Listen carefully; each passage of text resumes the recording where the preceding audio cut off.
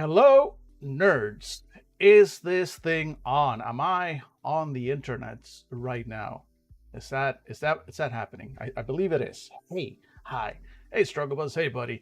Zoom meetings. Well, how goes the disease? How goes the illness? I hope you're feeling better. Hope the Zoom meetings are short and sweet. And I hope you're having all a good Thursday. And hey, all right, cool. Good to know I'm not being seen. Good, Phoenix. I appreciate it. I for one would very much like to not be perceived. It's I think really my main goal right now. Hey, I set myself up a little bit of a homework assignment yesterday, didn't I? Yeah, you all saw me do it on screen, and those of you who are familiar with the Twitches may see some offers there at the bottom where you spend the points. That's all the information I'm gonna give, and they work on this screen and they work over here on the overhead as well. Um, and then I have one that I'm not giving you people access to. Yes, I said it, you people. Um, but that. Oh wait. Actually, will they work? I don't think they will. Give me a second. Is this thing on? Okay, no. I think it will work. I think it will work. Solid chance. Solid chance. Non-zero chance that this stuff that let's see. Are you connected? Yeah. Okay. Cool. And is that connected? Yeah. Okay. Cool. So in theory, the redeems should work. So feel free to try them out during the stream today. I, for one, have had a very productive day. I'm doing good work today. I did the things that you now have access to. I recorded some other videos in the morning. I've done some other prep work. I've had a pretty productive day, and now we're doing this. Now we're back on our proverbial and or literal bullshit, and I'm excited for that because we are, in fact. I'm just gonna go ahead and switch on over to the overhead as we're back on Curseborne. Where did we leave off? Yesterday we left off. So we're looking at the Outcasts, which is cool. So they're basically demons, or just they are. There's a Percy Jackson vibe to the Outcasts, which I dig. I overall dig what's going on here. But there's also like a lot of talk of angels and Nephilim and whatnot. I'm curious to see how those are going to go, because today we are looking at the various lineages of the Outcasts, who are, human beings, demigods, demi curses, I guess, based on how this game goes. Demi curses. That's as good a term as any. Grandma, great grandma was a straight up full blooded 100% curse. And I think a lot of people in real life can identify with having people in your long ago, hopefully long ago ancestry who were not the best, or who just were different. And so that the supernatural blood is still in you and makes you very different in this world. We saw there were some kind of connections vaguely to stuff like Changeling, although there's definitely some stuff that needs to be cleared up regarding how your sort of divine slash demonic self is visible to others or not visible to others. Some parts of this make it sound like it's sort of like Changeling, where you always look like yourself, like your true Changeling self to other Changelings, but normal people, or just non-Changelings, see this mortal facade. Here, there's something a lot like that, but the wording kind of leaves it's not clear. It says that other accursed, other outcasts specifically can always see their true forms, but then one of the outcast types has a bonus. One of their things is that they have a bonus to being able to perceive another outcast's true form, which implies that no, you don't see other outcast true forms unless, again, Changeling, both editions had some variation of like strengthening your mask, or hiding your true self further so that even to other Changelings you would look perfectly human. So I'm guessing, okay, so maybe that's it. They're talking about that. That hasn't been, if there is a mechanic for that, it hasn't been shown yet. So that's the only way I figure maybe there's some kind of marrying those two. Like normally outcasts can see one another the way they are, but maybe other outcasts, maybe some outcasts get hidey about it. That's that's the best I can figure. See this goes. Let's see. So let's go. Okay, and we also found out that outcasts, if they die in battlegrounds. I've said before that this game has some real Jujutsu Kaisen vibes. Jujutsu Kaisen being an anime, because I'm what you would call, what you might refer to as a giant weeb, and so I watch the animes, right? And one of them, Jujutsu Kaisen, is about it's about a world made out of curses. Everything, all magic is based on curses within this world, which vibes with the whole Curseborne thing, where there's a world based around curses. And one of the big things in Jujutsu Kaisen is what they call a domain expansion. Jujutsu Kaisen sorcerers who use cursed energy to cast their various spells and use their various shonen anime battle techniques. The more advanced ones have what's called a domain expansion, which is they effectively expand the area upon which they have a sort of supernatural domain over. Normally that's just your own body and mind and soul and whatever, but you expand your domain, and all of a sudden anybody caught within that is trapped inside with you. They are effectively inside a barrier that is this cursed energy world that's really kind of your internal world, and within that they suffer penalties. There's a guaranteed hit of your special technique ability. It gets weird. Jujutsu Kaisen is very some of those battles, I mean, the fucking amazing martial arts, but also there's aspects of stuff like JoJo's Bizarre Adventure, where half the fights are as much a logic puzzle as actually just trying to punch somebody really, really, really hard. There's a little bit of that both.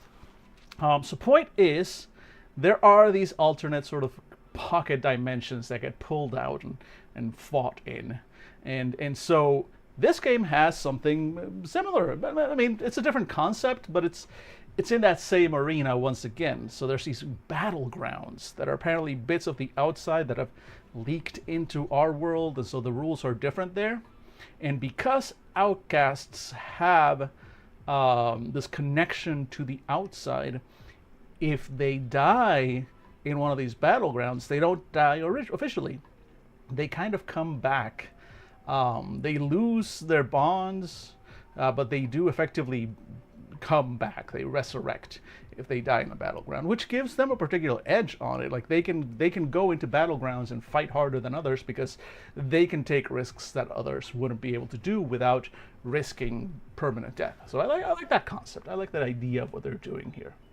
And we saw their main lineage path focus on pretty much all-rounders with a bit of a focus on physical, and here's where we ran into that whole thing where you can use there's an ability called slipping off the mask, right, which lets you sort of apply your true demonic or angelic or whatever form, your true outcast form, into a role. Basically give yourself a bonus by letting some of that sort of slip off, become visible and perceivable to others, become quote unquote real in this world, right?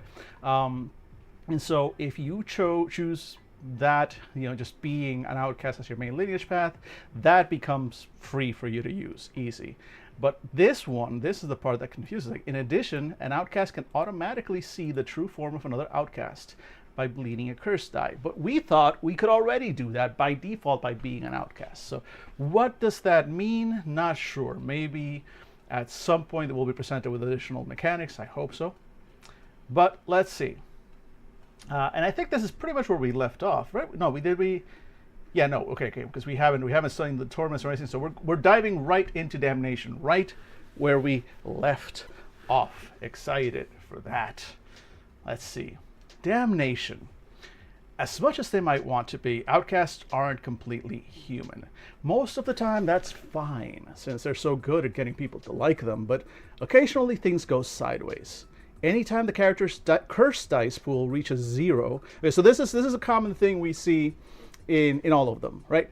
So again, all magic is based on curses. So for all types of characters that we've seen so far, and I'm assuming that's going to hold true for the rest of them, the dead, the hungry, now the outcasts, you know, Old World Darkness, everybody had a different thing to track. Changelings had glamour. Mages had quintessence. Vampires had blood, of course. Werewolves had rage and noses. And so forth and so on, right? Everybody, race had pathos. And now the thing you feed, your energy quotient, your power pool is always just curse dice. No matter what it is, if you're hungry, you feed on blood and you feed on your preferred feedy method, you gain curse die, not blood points, curse die, power. Same thing with dead. When they recover their own thing, they have ways of recovering cursed dice, and we haven't really seen how the outcasts recover cursed dice, have we? I don't think we have. I don't believe we have we? Meh. Well, but anyway, point is cursed die. Everybody gets cursed dice, but using your powers requires you to spend these die. Which is cool. Cool, yeah, right. When you spend points, you get the die. And they all seem to have the same general mechanic. When you run out of your dice pool, when you spend your last one, you kind of go into a damnation / torment version, basically. So, let's see here. So anytime the character's curse die pool reaches 0, everyone in the nearby area gets a momentary glimpse into what the outcast truly is, an inhuman creature from another plane of existence. The memory quickly fades, but it has lingering impact. This imposes the enraptured status effect on everyone except other outcasts who witnessed it. The outcast must reconnect with humanity in the form of creating or improving a bond to a mundane human. This usually takes the form of some kind of mundane act, such as giving an acquaintance advice about love or helping their favorite barista to get a raise from her manager. If the sudden shift in priorities inconveniences her or one of her crew. There we go. So now we just learned. How, in fact, just again, how many times has it been? I complain about a thing, and then the very next paragraph, we find out the answer to the thing, and that I'm gonna go ahead and run one of the little animations that I made to celebrate this. Yeah. Anyway, so that's happened a few times now. So we you know, there it is. So interesting. So how you feed, how you gain your energy as an outcast is specifically by creating and improving bonds to mundane humans and doing mundane acts, but in such a way that it inconveniences you.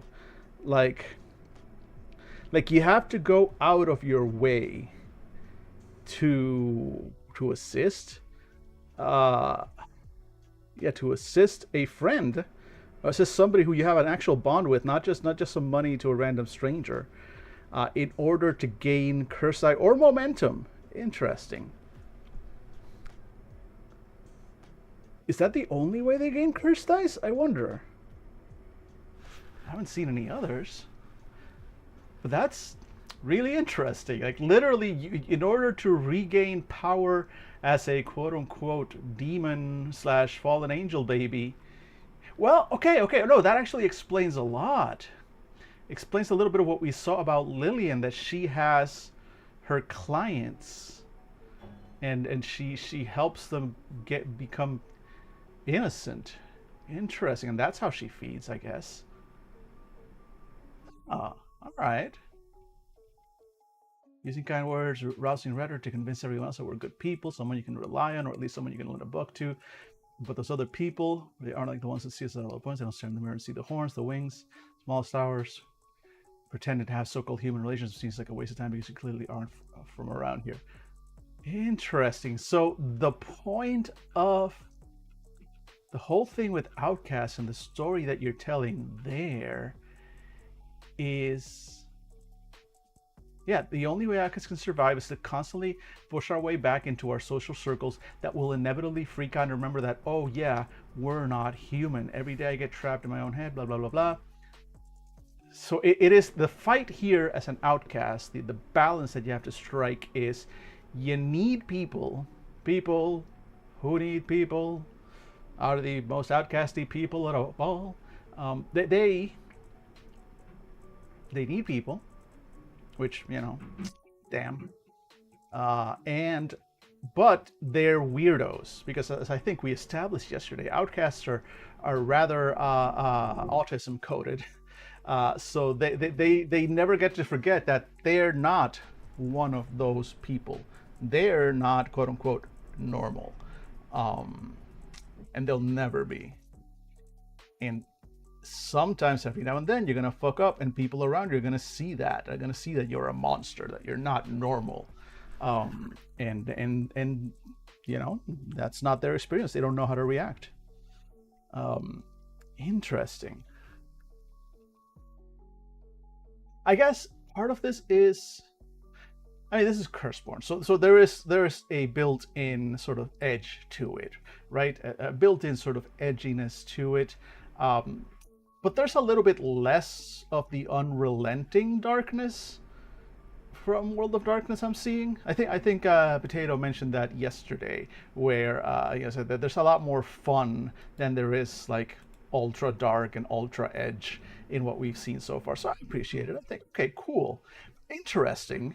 And I'm curious if any of the families that we're going to meet have specific ways of helping. I'm guessing they probably do, of helping people. And then, of course, yeah, we saw this yesterday about the whole our former magic, our very existence is loud, like outcast magic is not subtle, which is part of it. It's part of it. If you want to use your outcast gifts, your magic, your spells, the power that you have from your blood, and you want to use that in any way, whether to defend yourself or to help the people you care about, it's never simple. There's no tweak your nose and something coincidental happens, and it's like there are halos, there's power, there are explosions, it's loud, so there's no way you can there's no way you can be yourself without it being a thing. And I like that. I like that dichotomy. I like that tension. Well done. Well done. Let's see here. So torments. Curses drive all accursed to act in ways that make them monstrous. Yes. Choose one of the following torments that affects your character. Okay, just like all of them, you choose one or the other. Like vampires, we had the one where either you go hungry for blood and you cannot be stopped because or the other one where you like go full 1%er asshole, which I believe I stated full 100% in favor of that one. So let's see. The two ones are higher thoughts. A character with this torment finds the needs and concerns of mundane humanity are wearisome. I tire of these mortals and their concerns. I tire of it. Yes. Choosing to use her friends and colleagues as pawns or assets in the grander game against the Archons. When she succumbs, she becomes self-absorbed, ignores social obligations, and generally treats her friends and family like dirt, especially if she needs to be working with her family right now. Interesting. Again, it plays into that balance. It plays into that balance that we've established. I dig it. And or the other option is show of force. The blood of Archons screams to be used. A character with this torment knows she is no mere mortal, and craves to show the world her power. When she gets into this torment, she must use the strongest effects available to her to solve her problems, even if they're not the right tool for the job, and especially if using them would cause collateral damage or be total overkill. In almost all of them, I always end up liking the second one more. The first one is like the more stereotypical one, and the second one is the fun one, the Chaos Monkey one. I appreciate that. I appreciate the show of force, because it basically means like you're gonna walk into every room and you're going to cast a fireball in that room. Is it appropriate? No. Is it the best option? No. Is it the loudest option? Fuck yes, it is. And that's what I'm doing. So I'm excited to see that. And that little show of force thing gets today's, and this one you guys don't have access to. Alas, this one's only for me, but it gets today's very first. Big fan of that. Big fan of that. And I figured I would show. All right, continuing now we're gonna see the families. I'm excited for this. I wonder if we'll be able to get through all of them today. They keep releasing stuff. The Sorcerer stuff and the Primal stuff is already out. We'll definitely be seeing them next week. But this week, today, let's see if we can actually get through all the families of the Outcasts. So let's start with, well, first of all, let's read the thing. Outcast families are all descendants from or worshippers of an exile that has been cast out from the outside. Only your family can truly understand the pain of being cut off from an entire part of your existence, and they'll be there when you slip up and remind everyone around you that you're an inhuman creature. Again.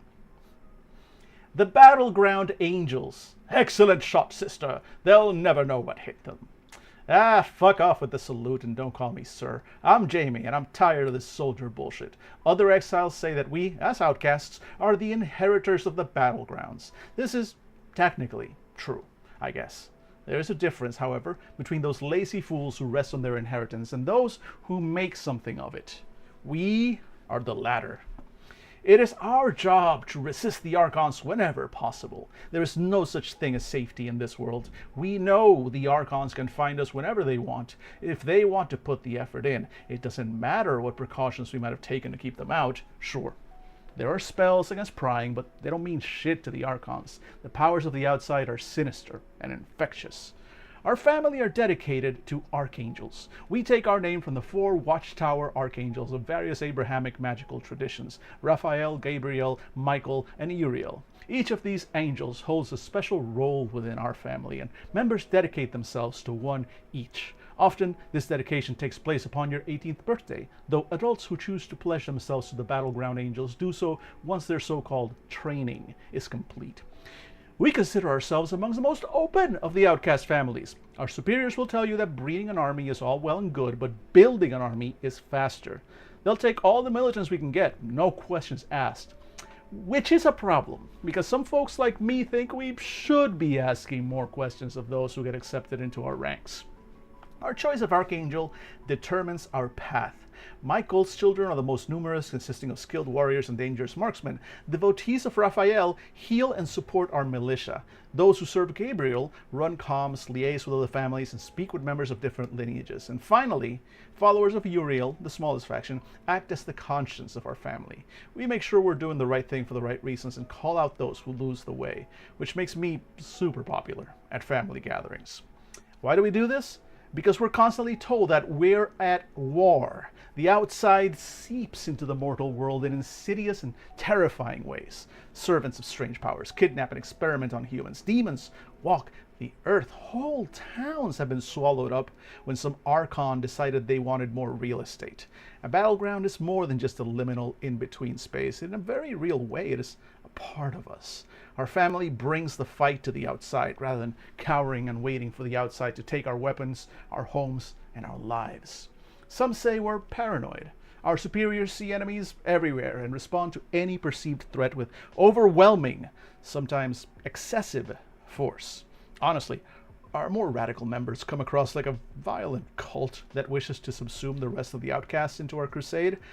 They know we're right, fighting a war of the just, and the end is justify the mean. Of course, we get called out as fanatics and militants, and it's an uphill battle for folks like me to make our family see that sometimes we need to ignore unethical or illegal orders. Which is hard, because it takes a fanatical militant to take on those spirits and minor gods that want to make sure that we stay where we are. Occasionally, you really do need to nuke the place to be sure, just not all the time. I like it. Okay, so basically, like, nuke it from orbit is the only way to be sure. These are your Space Marines. You want to play Space Marines. You want to play Supernatural Stormtroopers. These are your guys. These are your guys. But there is the Uriel faction. I like this. Interesting. I like that there are these factions. Therefore, there are ways, like, you don't have to. You can still play one of these. You can still be a battleground angel. In fact, I could see a four player, like, all battleground angel mini, like a one shot, or even a full campaign. I could see that happening with one follower of each archangel, and then just their wacky adventures throughout the world of Curseborne. I could totally see that. I think that'd be kind of cool, actually. Let's see. So what do they think about the other ones? And this is gonna be fun because, as usual, we're getting opinions on the other families without having met them yet. So the first one we see is always like, hints of what's coming up. So what do the Battlefield Angels think of the other ones? Well, they think the Munificents are fools, utter fools. How could they see what's happening and decide to do nothing about it? Meanwhile, the Chimerae are a frightening and tragic reminder of what we could become should we neglect our duty. They knew not what they did, so treat them gently. The Nephilim, which we'll get to, I know Phoenix, I know you're excited for those, understand the importance of family. It's about family. They're good allies to have when confronted with something you don't understand. The Keepers of the Broken Vine might be weed-smoking hippies, hey, hi, but their healing abilities are nothing to sneer at. Ah, we found our healers. Imagine not having a sense of purpose beyond the corpse you refuse to evacuate. The dead are pathetic. At least they don't get in our way. And sorcerers are useful allies if their families brought them up the right way. Easily spooked by the battleground, but only once. Then they're either dead or wise. Neat. Okay. Again, these guys are kind of, there's a little bit of vanilla, but just enough spice to make them interesting. To make, again, I could see like a one shot or a little campaign that's like more battle focused, more like focused on going into battlegrounds and all that stuff. With these guys, that could be a good time. I think if I was going to do, I could see myself like running a one shot of this at a con with that specific setup in mind. Could be interesting. Well, while I think about that, y'all just kind of hang out for a bit because it's time. You know what time it is. It's time for ads. I'm gonna hit you with those ads and then I'll be right back after.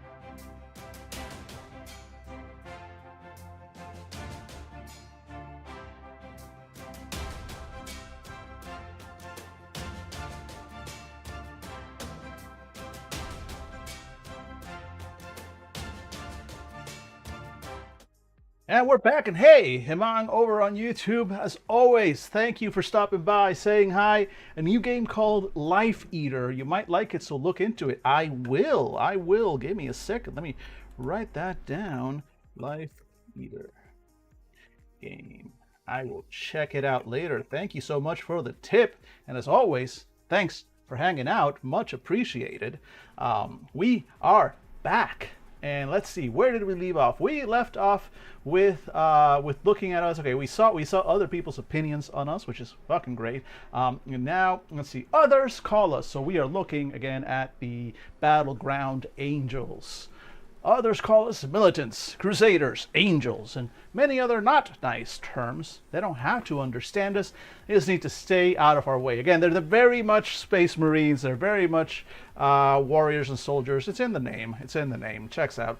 Among the family, we call ourselves brother, sister, and paladin, for those who dislike the more gender-specific titles. So also, what is it? Helldivers. Helldivers too. This is also the Helldiver class. Our magic is flavored by our choice of Archangel. Nice. I like that there's actual semi-mechanical variety. Michael's militants specialize in offensive magic, Raphael's in healing and defense, Gabriel's in summoning and control, and Uriel's in staying on the move. All Battleground Angels magic surrounds the user's hands with a warm golden glow. Again, the variety here. That's why I keep going back to that. I think a one-shot with these that's sort of like a Helldivers spoof could be a fun time. Close combat, persuasion, and rage combat. Yeah, big focus on physical, a little bit of mental. Access to nuclear bunkers, weapon stashes, training grounds, suits of ancestral armor. Secret spell, impenetrable skin. We found the tank. Major path inheritance. Okay, so if you choose to be a Battleground Angel, you play well with others. When you believe your causes align. Teamwork actions involving you and at least one other Curseborne are made at -1 difficulty, which can bring the difficulty to 0. Nice. I like that. Look, I'm a fan of assistance mechanics. I'm a fan of letting players be able to work together and assist one another. Give them an option to do so.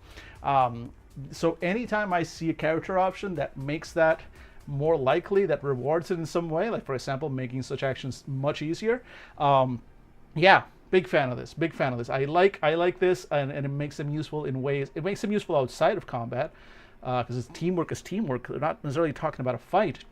As a soldier, you're handy. So you know how to follow orders. You know how to do the thing that needs to get done. Yeah, you know what? That one, the major path inheritance for the Battlefield Angels, gets a little cheer. We're doing good today. That's 2 cheers so far. I should write a little cheer counter. It can be like down at the bottom or something, and just kind of counting up how much how cheery I am about a particular day of games. So let's see. Motifs. Okay, here we go. Here are the little modifiers. The way that their choice of path modifies how their curses flow. Let's see. When casting spells with a physical attunement, bleed one. Okay, so they're better at physical. They can do physical spells much easier. After casting a spell that makes an attack on target bleed one additional curse die to make a follow-up mundane action on a separate target. Ooh, so that's in D&D 5th edition terms, kind of an action surge kind of thing. And then after casting a spell with the liminal attunement, gain a +1 enhancement to the next defense action. Interesting. So a little bit to like toughen themselves depending on the kind of action they take. Cool. Play a soldier of the Battleground Angels if you want to. Fight the forces of the outside, toe-to-toe, and get your fists bloody. Believe wholeheartedly in your righteous crusade, or challenge the ethics of an unquestioning army and undermine corrupt leadership. Look, I'm going to be honest, I was not expecting... Where'd you go? I was not expecting to like the Battlefield Angels. I'll be honest. I usually am not that into the big fighty classes, like the obvious warrior ones. And if there's ever been, they literally call themselves Battleground Angels, right? This very much could be the name of a Space Marine chapter. It's right up there. It fits perfectly in the Warhammer 40k universe. So So I did not expect to like not a knock on Warhammer 40k, by the way. I've been watching some Warhammer 40k content. I would like to, first of all, call out good friend of the show, Jesus. Look him up on YouTube as Arvandas. He's been putting out Warhammer videos there under his own personal brand and channel for a long time now. A lot of content if you're curious about Warhammer 40k. A lot of content from him. There's also like some newer creators, or newer to me anyway, like Announcer of Games and a few others that make really interesting Warhammer 40k content. There's so much lore, holy shit. So not a knock against Warhammer, but that has not been my main thing. Usually when I play tabletop RPGs, that's not the experience I'm looking for. So usually whatever the fighter or warrior class, will get a bit of a miss from me a lot of the time. And with this one, it's not like they took a really wild twist to it that makes them, they're so different. No, they just kind of doubled down on them. They went like, yeah, these guys are basically a Space Marine chapter, here's they have a military division, and they have specialists, and they have all these different types and ranks and all this stuff, and here's some of that, and then they make them play well with others. So that's another thing. Usually a lot of big, like, the warrior or the official warrior one tend to be very like, self-sufficient, solo, blah blah blah, lone wolf kind of vibes. And there's like, no, you're a soldier, you know how to work with others. This is part of it. We're part of a squad. Yeah, I like that. I have been surprisingly impressed by the Battlefield Angels. Big fan of pretty much everything we've just seen here. Let's continue on with the next one, the Chimerae. I'm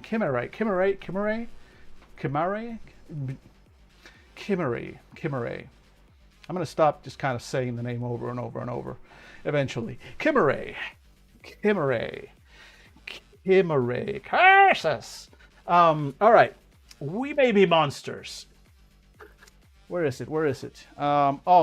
You know what? I'll get it on the next break. As a melee or healer main, depending on what's needed, these guys seem interesting. They even, like, you can be a healer too.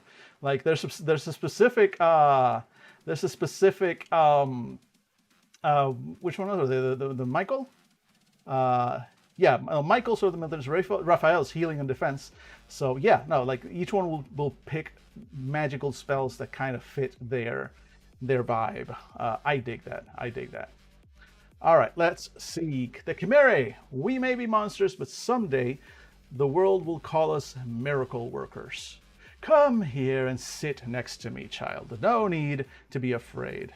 Okay, give me a second now. The lo-fi, what's supposed to be lo-fi, is playing like super fast cyberpunk music, which is dope. Okay, it just stopped. What are we inspired by? No, can we get to something just a little bit more chill? There we go. Yeah, just some chill vibes, especially since we're telling stories. We're this was not okay. We had reason enough to have the hardcore music. We had battle. Let's go in. Come here and sit next to me, child. No need to be afraid. I don't bite. Auntie Mags just wants to tell you a story. Once upon a time, deep in the mists of history, a group of Egyptian mortuary priests sought to end chaos and injustice by elevating humanity to godhood.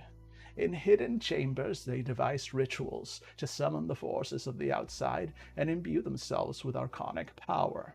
They called this going forth by day, an homage to the Book of the Dead and a description of their journey towards divinity. They did not achieve divinity. Instead, they created us. We do not have the luxury of looking human to a keen observer. We all pass in long coats and big hats. Who doesn't? But our reason and intellect are as sound as ever. Be not afraid. Those of us who were not monsters in spirit before our change do not suddenly become monstrous after.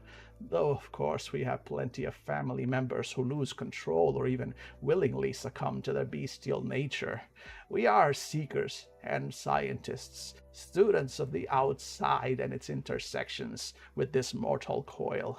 We seek to understand others and thereby learn to understand ourselves, with mixed results. We are pariahs among pariahs, our power less easily sorted into categories like angelic or demonic. We may forget how time works or cough up swarms of moths when nervous. Our fellow outcasts see us as far removed from their own experience, and some, even within our family, question our methods of research as being too inhumane. Yet we, too, are the children of archons, and sooner or later our siblings need our help and our knowledge in some delightful new project. Exactly, mad scientists. Phoenix, this is yes, big fan of mad. I mean, come on, you know me. I will play a mad scientist at the drop of a goddamn hat. This so far, this I mean, you look human, you look inhuman. You guess you don't get to hide your outsider nature. This is feeling a little bit like a certain doctor we all know. Let's see. We watch and wait. Mortals still try to contact the divine. The rituals are cleaner, the prayers sharper. They no longer need to sacrifice blood and salt to reach out. When they do, we watch. In the times when they occasionally succeed, we are there to take custody of the new chimera. Our long family line is mostly unbroken from the time of Menes, but there are those adoptees who are unfortunate modern births. We don't mind. It makes our family stronger, more diverse. A few younger children quibble about our methods, but they will learn in time. We are the scientists and disruptors of the outcasts. We do not have polite human forms in which to blend in. Those of us who are more outwardly acceptable to society take positions as clergy or undertakers, offering strange comforts to those seeking wisdom. Chimerae who are not quite so lucky work behind the scenes, given private facilities and a long leash in divining the mysteries of the outside. Sometimes they take long pilgrimages into the battleground. There are more things in heaven and hell, after all. Under stress, our powers and mutations behave in unexpected or harmful ways. We may lash out with unnaturally long limbs, or forget how gravity functions, or cry tears of darkness. Being around us is deeply unnerving. Yet our differences are a blessing. We understand the grays in between the black and white thinking that plagues so many outcasts. Perhaps it is because of the stain of the outside that shows itself so visibly on our bodies. We are wondrous, powerful, and best of all, curious. So, mad scientists, little bit of the Nosferatu in here, right? They're the Nos, they're the ones that cannot hide what they are. Yes. I like this overall so far. Let's see what they think of the others. The battleground angels are good to have at your back in a fight, less good to have at your dinner table.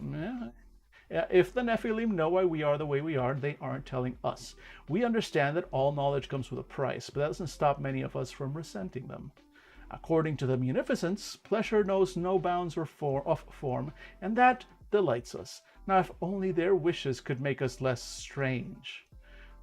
Not even the wishes of the League of the Hidden Crossroads can make us less strange. What better place to hide the secrets of the world than inside the spirits of his deceased? The dead should come and unburden themselves to us. The primal are monsters of this world, while we are monsters of the outside. This makes us either fast friends or eternal foes. Interesting. Also, this makes me think that this little bit here, that when we get to the primal, we're gonna see echoes of old World of Darkness, where werewolves were kind of Gaia's defense system, right? I have a feeling that we're gonna get like the outcasts are of the outside. the primals are of this world. So there's a natural tension and conflict brewed there. Interesting. Let's see. Others call us freaks, abominations, and more bizarrely, meta-scientists. Let them call us whatever they want if it helps them sleep at night. Although maybe they should fear us. Just an idle thought, child. No need to be so horrified. Among the family, we call ourselves Stewart and Lecter.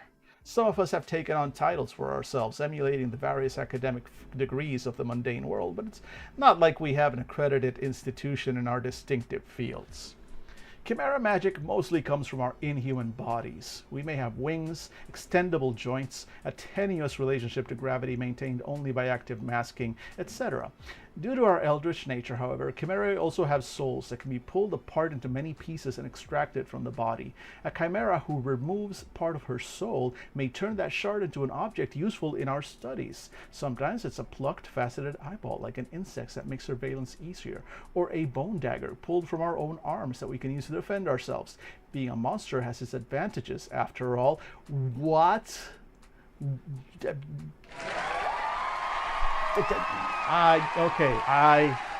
What? I was not expecting this. I was not expecting that. That surprised me, and I like it. Oh, that's so gross. I love it. I love it. Body horror. Hey, Jesus, I know you're at work right now, but tell your boss I said it's okay. Get on the stream. The body horror just, Mr. President. Another body horror has hit the tabletop RPG game. I love that. I love this. I already know we're not going to see a system for this. I say, even as my little eye spies down here, that we probably do get a system. So let's just go ahead and get that out of the way. Let's see, path. So again, we choose to focus on just being, on being a chimera. So let's see. Culture, enigmas, and medicine. That checks out. Huge focus on mental with just a touch of social. I dig it.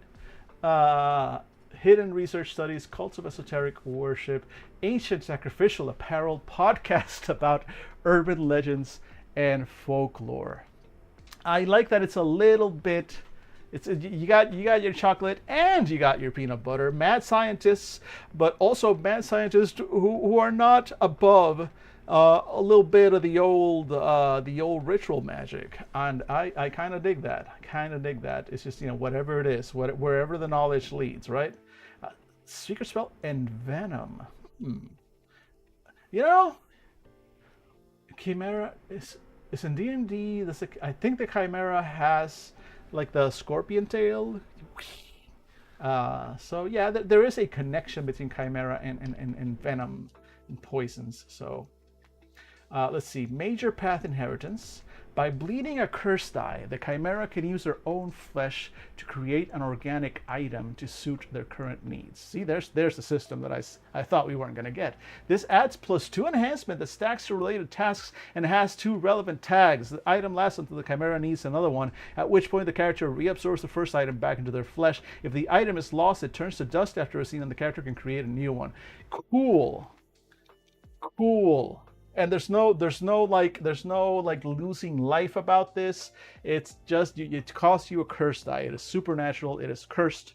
That is cursed as fuck, by the way. That's super cursed. That is crazy cursed. Curses. And I love it. I absolutely love it. But also that makes me.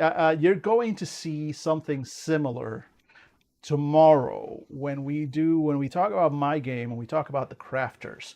You might see something like that. Part of what I did with the crafters is an ability to kind of craft, definitely not pull parts of their own body, but the crafting system is kind of just a quick, you make something very quickly in the moment, and whatever it is, the net effect is that it gives you X amount of bonuses on a task to which that item would conceivably help you with.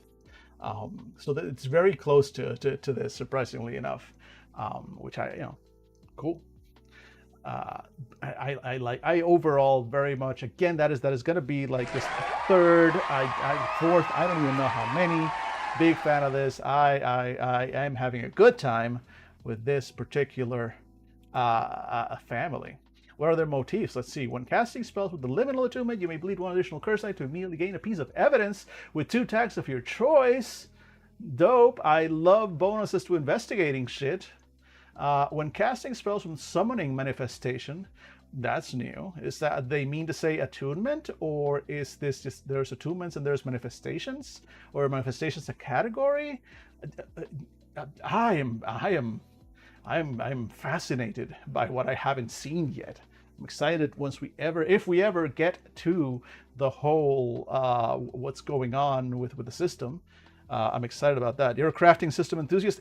Excellent. So Phoenix, I certainly hope you can make tomorrow's stream, because tomorrow we'll be diving into my own crafting system, and it's not finished. So tomorrow, all the previous Fridays, we've kind of just been going over my game and kind of reminding myself of how it works and whatnot, because I hadn't worked on it in months. But tomorrow we'll be doing some actual like game creation, because there are parts and methods of the crafting system that I have, and the various forges and strikes and whatnot that I have not finished. They're kind of semi done in my head, but yeah, tomorrow I'm excited for tomorrow. Tomorrow should be fun.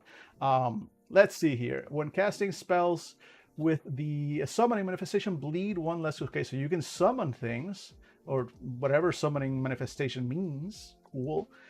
When casting spells with a physical attunement, you may bleed 1 additional curse die to manifest a physical aspect of your curse, such as wings, extra eyes, or claws that grant a +1 enhancement that stacks to the next action you take.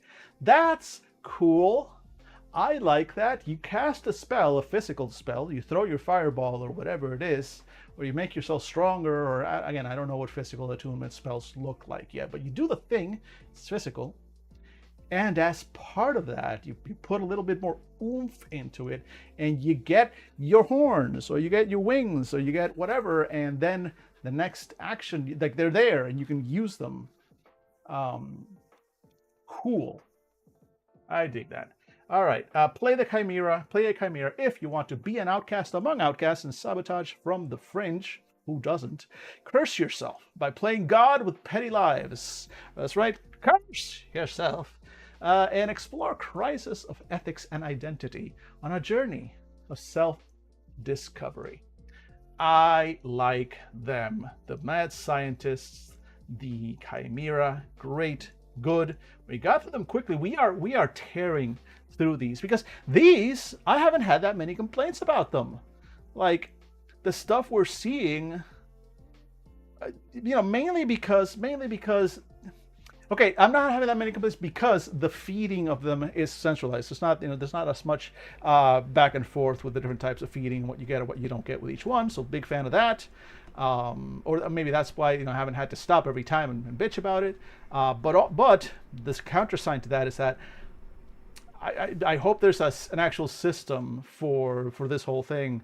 I did mention yesterday about the bond system, so clearly this is going to be related to that, but we weren't given specific numbers, right? Do we need to increase our bond rating, and what's the mechanic to that? Or is it just like, well, no, either, kind of like every other Supernatural's quote unquote feeding mechanism, you can just have an off-camera scene where I say like, oh yeah, no, my character spent the past hour tutoring his best friend's kid, in math or whatever, because I have math 5, okay, cool, that's a good thing, and because of that, I'm now late to this thing, so I can't, I don't get to act this round or something like that, an inconvenience basically, and then as the GM, I would go like, cool, gain a curse die, you did the thing. Or you could play it out in an actual scene if you wanted to, stuff like that, and at the end you get the curse die. So cool. All right, no problem. Let's see here. So let's go on to the next one. And yeah, you think you would play a Chimera? Yeah, right, Phoenix. I like them. They're kind of my favorite right now. But again, I'm liking them. I'm liking all of them so far. I'm really impressed so far. Let's start in on the Nephilim real quick because we're going to go into ads in just a few minutes. But I think we can get through at least a couple of paragraphs here. So the Nephilim. We're excited about the Nephilim. I need directions. Will you give them to me, or should I kick your teeth in? All right. Strong start. The map is the territory. That's what they always say, yeah? Well, our family must have a lot of territory then, or my name isn't Anthony Craig. And we keep family close. You know what I'm saying? Yeah, family. Not the hippy-dippy, your friends or your family bullshit. I'm talking proper family. For better or for worse, your family is bound by blood and marriage. It's a tangled destiny, a web woven by a careful spider. Like I said, our family weaves with silk made of secrets. Our family and our secrets are everything. Our family stretches everywhere, its tendrils snaking through this world and into the 100,000 realms of the outside. We use these connections to learn whatever we can and preserve it. Among the outcasts, we keep the most detailed social histories, not just family, but grudges, marriages, affairs, anything else that's relevant or juicy. Other, less sophisticated folks call us gossips and snoops. Fuck them. We know we're just keeping the record straight. Okay. So before we keep going with this, so we've got a little bit of information broker. We've got a little bit of social focus with the Nephilim. This sort of family, blood. Which, you know, a little bit of stuff from the Bathorites, maybe. Right? They're all, you know, straight line from Bathory. All right. You have my interest, Nephilim. You have my interest. Let's see what you're going to do with that when we get back from these ads. It's that time again. I'll be right back.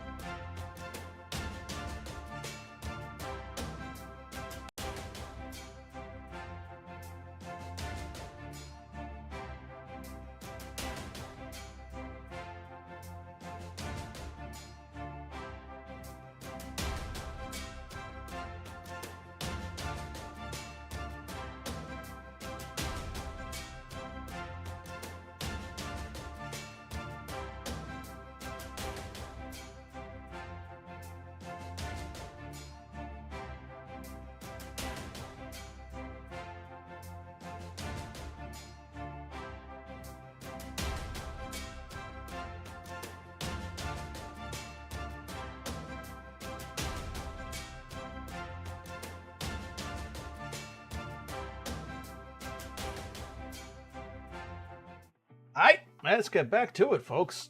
Let's see, the Nephilim. So big focus on family, secrets, information broker, social. To keep all this information accurate and up to date, though, we travel, guiding the other outcasts. And I mean, we travel a lot. Among the outcasts, we're some of the most seasoned explorers and travelers, okay, so hints of Eshu. Both here and in the outside. We tend to keep to ourselves, though, so this traveling serves us well. Sure, family and bloodline are important, stretching all the way back to the Grigori and the Nephilim from which we take our name. But being around them constantly can do your head in. Family might be everything, but that includes infighting, intrigue, and conflict of all types. Just because we hold a fierce love and loyalty for our relatives doesn't mean we have to like them. Information is vital to our survival. The loyalists among us believe that this is to better prepare our family to be welcomed back into our ancestors' place in the outside, while the apostates seem to think it is to prepare to take our place by force. The outcome is the same, and the other accursed come to us when they need guides outside of the world. We work with the other families, often for a nominal fee. Some of us think information should be free. Kids these days, right? If we gave our secrets away, we might as well walk up to the Archons and say, "Here I am, ready to be torn apart because I don't give a damn about anyone but myself." Still, these rebels have an uncanny and annoying ability to ferret out secrets, so they're occasionally useful. Okay, so we've got at least three factions, three sub-factions of these guys, of the Nephilim, right? We've got the loyalists, we've got the apostates. So loyalists are basically loyal to the outside. They think they're coming back someday. The apostates are not loyal to the outside, but they're also like, we're coming back anyway, but we're coming back to kick your teeth in. And then there's these sort of like hacker ones. Cool. When we're in trouble, we circle the wagons. Even when we fight, we know our family will protect us, and we try to present a united front, which can be a problem if we don't understand what we're up against, or worse yet, someone decides to spread some secrets at an awkward moment. Still, we know the secret roads to the battleground and the outside. We have eons old maps. We study our enemies, and we have our family's blessing. What more could you want? Let's see what they think of the others. The Battleground Angels want to build an army. That's cute. They'd best watch their backs, though, because you can only trust your own blood. The Chimera's records are shrouded in myth, and their impurities turn our stomachs. They should come back when they have something solid to offer beyond rumors and whispers. Ooh, they don't care for the Chimera. Interesting. Let's see. Loyalists, Dad Angel is coming back anytime with the milk. Yes. Exactly. Never trust a munificent with your innermost desires. They'll try to tempt you away from your rightful family with nothing to show for it other than a handful of shit. The keepers of the broken vine are so intent on making a paradise in this world that they miss the importance of being yourself. They say they don't need us to guide them, but the pull of the outside doesn't forget them just because they ignore it. The primals are relics of an ancient past, sadly catapulted forward into an uncertain future. Someone should put them in a museum. Fuck the hungry. Nope. I don't want my records destroyed and my soul mined for food. Not today, Satan. If they want my help, I need convincing. All right, cool. I like this. Other people call us gossips, watchers, and hellspawn. Those are just petty jibes. Most of them only wish they knew as much as we did. Among the family, we call ourselves cousin or guide. A few eccentrics among us prefer the term angel, and most of us just humor them.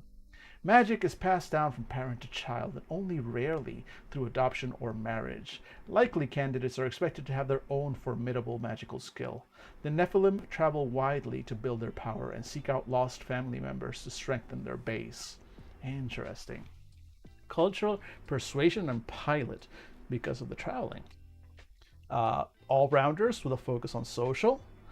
Beaten up but reliable vehicle, log of family stories, maps of unknown spaces between and beneath cities, indebted followers, secret spell portal. Major path, oh boy, I think we're gonna get another wow. The Nephilim know secret mystical shortcuts between places. We're definitely, I'm getting some real Eshu vibes here. It's not so much storytelling, but still like the knowledge and information and gathering, traveling to find more. Yeah, I like what I'm seeing here.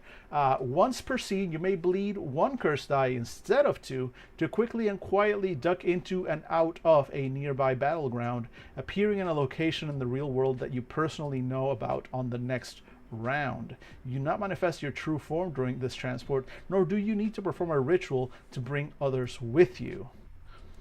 Yes, basically, like, yeah, if you have a nearby battleground, you can just use them to teleport around, including bringing your friends. I like that. I like that a lot. Definitely. That big fan of that one. Um, yeah, being able to bring other people with you as you travel. That can either be like really useful in a regular campaign or a road campaign. Fan of this, like that. Let's see. When casting spells with a physical attunement, bleed one less curse, so the better physical spells. Casting spells with a liminal attunement, bleed one additional curse die to immediately move one ranged band in any direction, so they've got movement locked down. When casting spells with a psychic attunement, you may bleed one additional curse die to immediately gain a lead. I think this has to do with the investigation system, which I'm real curious about. I think we've seen a couple of mentions of leads and whatnot, so I'm real curious to see what the investigation system in this game is going to be like, and if it's going to be something that we're going to want to use versus just to make me an investigation or a search or perception or whatever roll and go from there. Play a Nephilim if you want to gather and preserve knowledge as well as trading some of it to others. Explore the battlegrounds and the outside, forever seeking an edge on your rivals, or engage with complicated family intrigue and the morality of preserving or revealing secrets. So I'm picturing um the Mummy. I'm getting kind of Brandon Fraser adventure vibes. Overall, I dig what they're doing with the Nephilim. I would play one. I could see myself playing one. I can see myself, if I was running a game, I think if none of the characters are playing a Nephilim, a Nephilim NPC could be all sorts of useful and a fun NPC to play, and the kind of NPC that would be very useful to the party in terms of both information that they can get, access to different places, travel. Yeah. That's a lot of fun. It's a lot. They seem fun. I like that. Let's move on to the next family, the Keepers of the Broken Vine. The roots tell the story of the tree. I am Teresa, and I am a keeper. If we outcasts are trapped here, the keepers will make this world into a paradise. You scoff, but I am quite serious. Not all religions have a mythical garden of the gods, but enough do. We, the children born with one foot in the good soil, have our roots in Eden, in the Hesperides, in Tamonchan. Our blood flows with the smell of fruit and the sound of bird song. Your goal as a keeper of the broken vine is to recreate that paradise on earth. We disagree on whether paradise should be preserved or shared. Some of us find remote farms or abandoned stretches of land, settling into the quieter parts of the world to rebuild our botanical dreams. Others prefer to bring their gardens to heavily populated areas, creating beautiful botanical parks, communal and guerrilla gardening efforts, or even just creating a luxurious garden plot. One can be born into the Keepers of the Broken Vine, of course, but we accept all exiles seeking the memory of the lost gardens. We create life. Whether we cultivate sprawling exotic gardens in public parks or carefully reseed and tend to indigenous plants growing on harsh mountainsides, we all seek a vision of heaven expressed through leaf and vine. And is that not one of the most Archon-like actions possible? But not everyone is worthy of coming to heaven. Some of us push against this, claiming that paradise should be inspirational. But I have seen what most of humanity has done to our world. I do not trust just anyone to walk the green paths I can rebuild, and I am not afraid to kill anyone who would despoil paradise.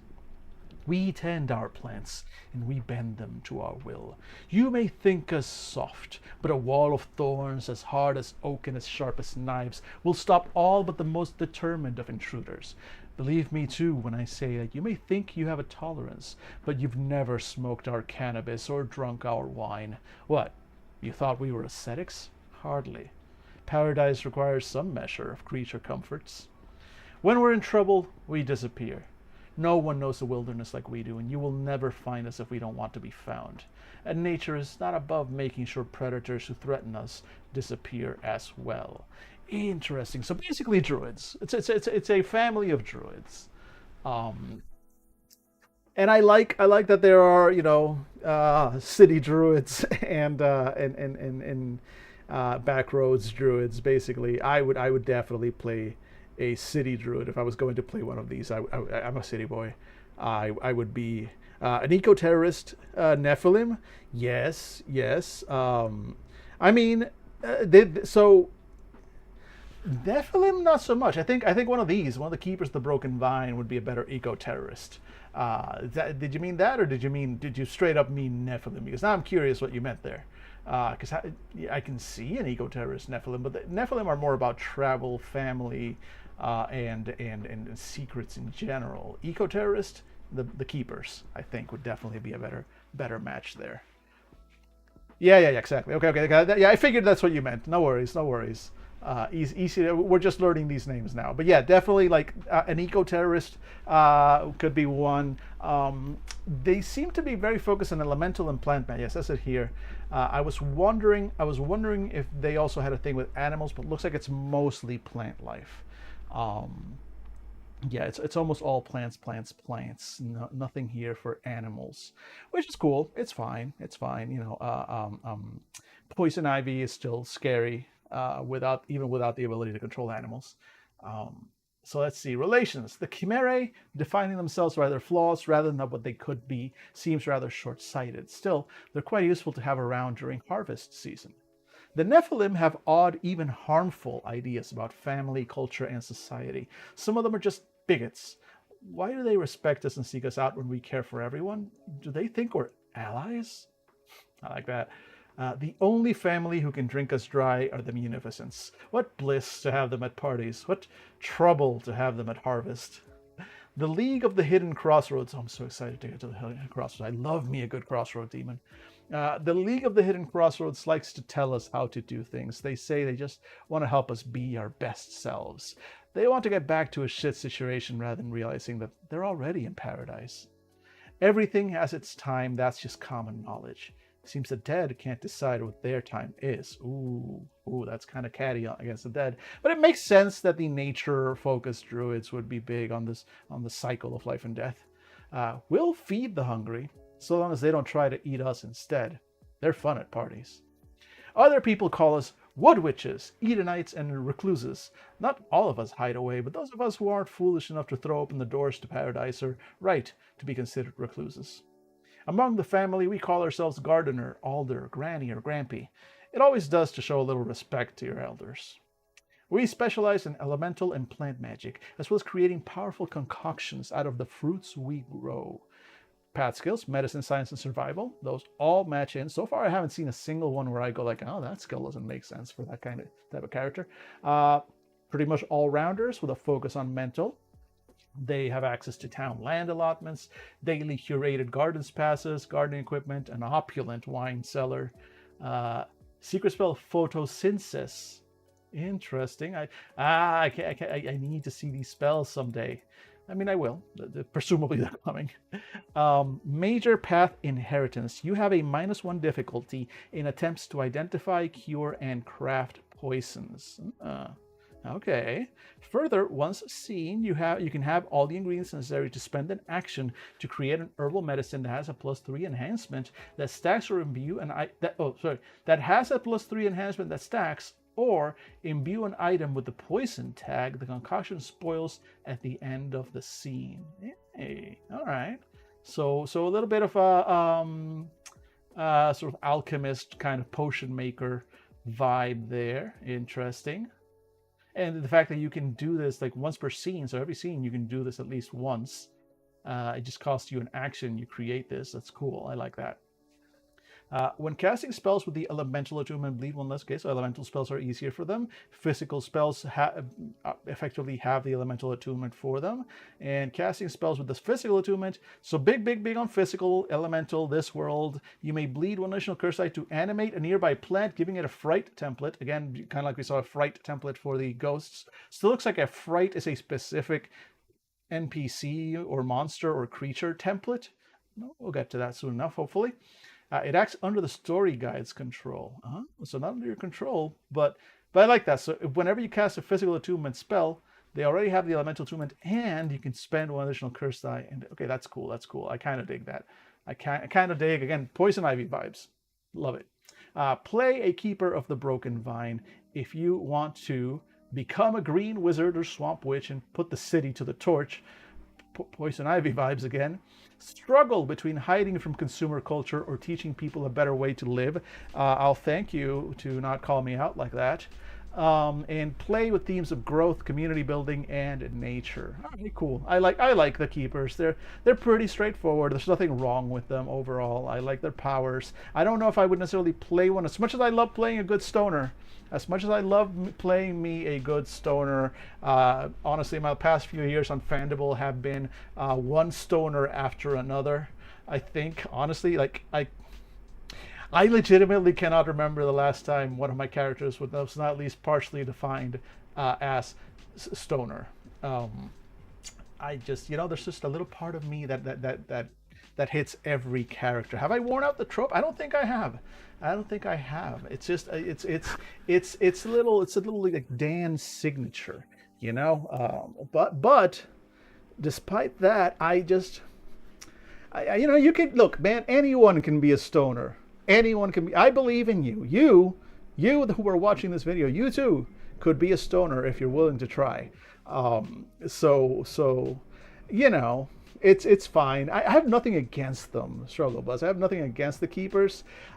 I'm not usually like a druid player, basically. Like I think maybe if there had been an animal component to this as well, not just the plants, more like nature in general, including animals, I think I would have been more tempted. But otherwise, it's solid B plus class. Like I'd recommend to anyone who's like, hey, what do you play in D&D or whatever? Oh, I play druids. Cool, I got you. This is what you want to play. This is what you want to play a Keeper. So overall, like I said, it's a solid B plus class from what we've seen so far. Let's go to the next one, the Munificence. Now, everybody seems to sort of have, nobody seems to respect the Munificence. Everybody either just outright dislikes them but goes to their parties, or likes them but doesn't expect much from them. They definitely got at least the vibes that everybody else has from them is that they're kind of layabouts. Is the vibe that I've gotten so far. Let's see what we're supposed to get there. Munificence. Everything comes with a cost, even charity. Want a joint? A drink? A handjob? Look, sit down.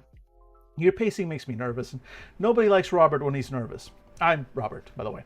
The speaking in the third person thing was just to get your attention. Anyway, there are stories of the bright god and the dark god throughout the world. The Zoroastrians, the Manichaeans, the doomed Cathars, and the Divida de Anta all tell stories of a sinful world of flesh and the sacred world of spirit.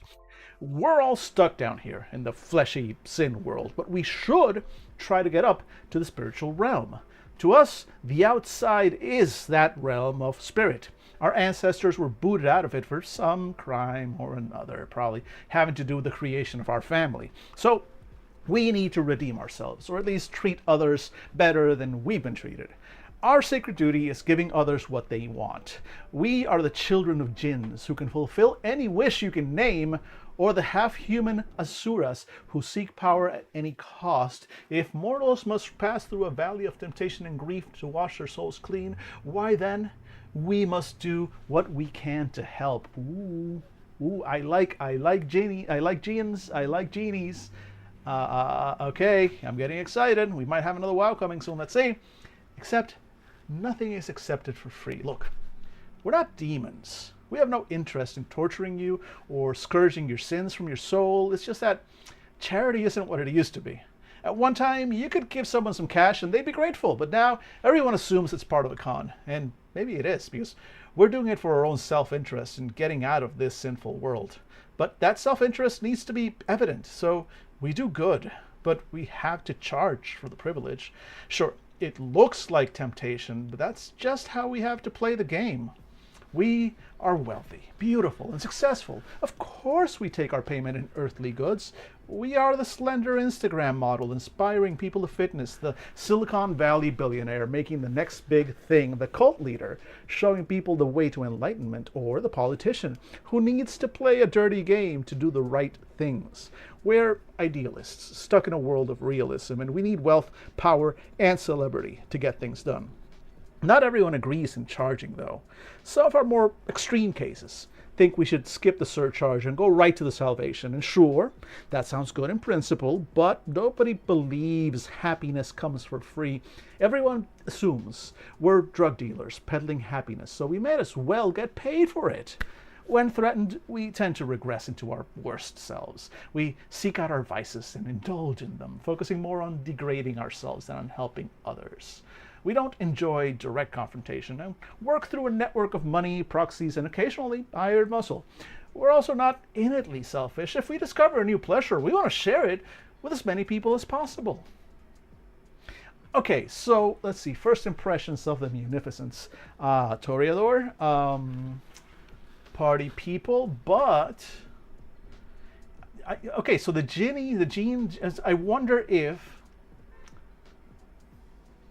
the whole wish granting thing is there, because this is left it unclear so far. I guess we'll see once we get to the powers. Before I get there, I'm just wondering out loud, is there a supernatural aspect to this? I bring this up because Demon the Descent, you made deals with humans, and they were outrightly supernatural deals. You were taking this human's identity or part of their skills or knowledge or memories in this deal, right, to gain power. And in exchange, the mortal would get something. And you ask the demon, it's not like if you made a deal with somebody to give you their identity in exchange for $1 million, for whatever, you, the player of the demon themselves, does not have to go find that $1 million and provide it to the human. The act of making the deal is the magic necessary. So they can treat you, but they have to charge.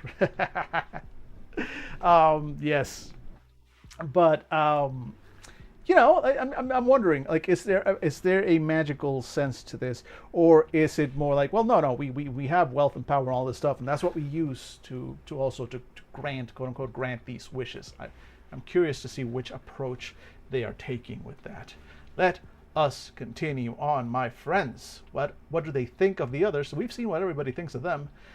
I'll get back to you when I stop laughing my ass off at the Battleground Angels. Noble paladin fuckwits. That would be tragic if they weren't so funny. Imagine what sort of pleasures you could have in the monstrous forms of the Chimerae, if only they embrace them. Always accept invitations from the keepers of the Broken Vine, even if their parties are in the middle of bumfuck nowhere. Trust me on this. I'm going to say this nicely once. The Nephilim need to chill. They're making this incredibly weird. Their aura tastes like fascism. The hungry might not see their hunger as sacred, but we do. It's good to have competition. Pride is a sin, and competing with others is pride, ergo, they are the whetstone that sharpens our knife.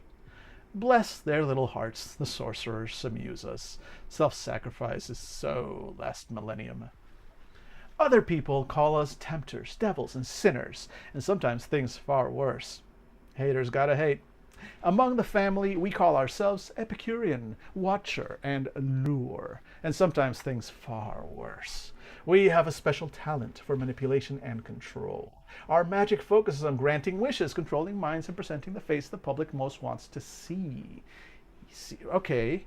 Well, let's see. Body double, transmutation, granting wishes. Okay, so there's no specific thing, again, that I'm seeing initially, but there's a way for you to at least find it. Okay, so anyway, let's see here. Path skills, empathy, larceny, persuasion.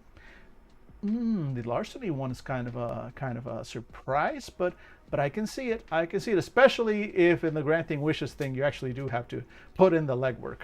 I can see that being a thing. All rounders with a big focus on social, access to unique cryptocurrency. Oh my God! Oh! Have you heard? Have you heard about the cryptocurrency that the FBI made? They actually left the page up with a big notice at the top, so we're going like, "Hey, we made this shit up. This crypto was specifically made by the FBI for catching criminals." And oh boy, did they catch some criminals with that crypto. They literally had like companies reaching out to them, reaching out to the people. Yep. That's a thing that happened. They literally had these companies reaching out to them and outright stating, "Hey, you should let us promote your shitcoin because we handle everything. We handle the pump. We handle the dump." Like literally in those words, like there's like, "Hey, you should let us do the crime for you because we are the best at the crime that we are saying that we are going to do outright." We're not hiding. We're not saying like, "Oh, we would do crime-like things or epithets for crime." No, the crimes that you are asking that what would help your shitcoin? Crimes. And oh boy, lucky you, we are the best at crimes. So get in touch. Oh, you want to have a meeting in person? Funny. The FBI headquarters, you say. We are the best at laundering funds and smuggling. Yeah, no, like outright. They were like saying like, "These are the crimes that we do. Which crimes would you like us to do for you?" Amazing. Absolutely amazing. I'm generally not a big fan of any of the three-letter agencies. But man, sometimes you just gotta give it to them. You gotta give it to them. You know what? It's let them fight. Let them fight. Three-letter agencies in crypto. Let them fight. Good times with that one. Hey, now the FBC is allowed to support it. Oh no, like I said, not all three-letter agents. Hashtag not all three-letter agencies, right? Let's see here real quick. Okay, so cryptocurrency, local politicians, modeling agency, and filming equipment. Secret spells, body double, and transmutation.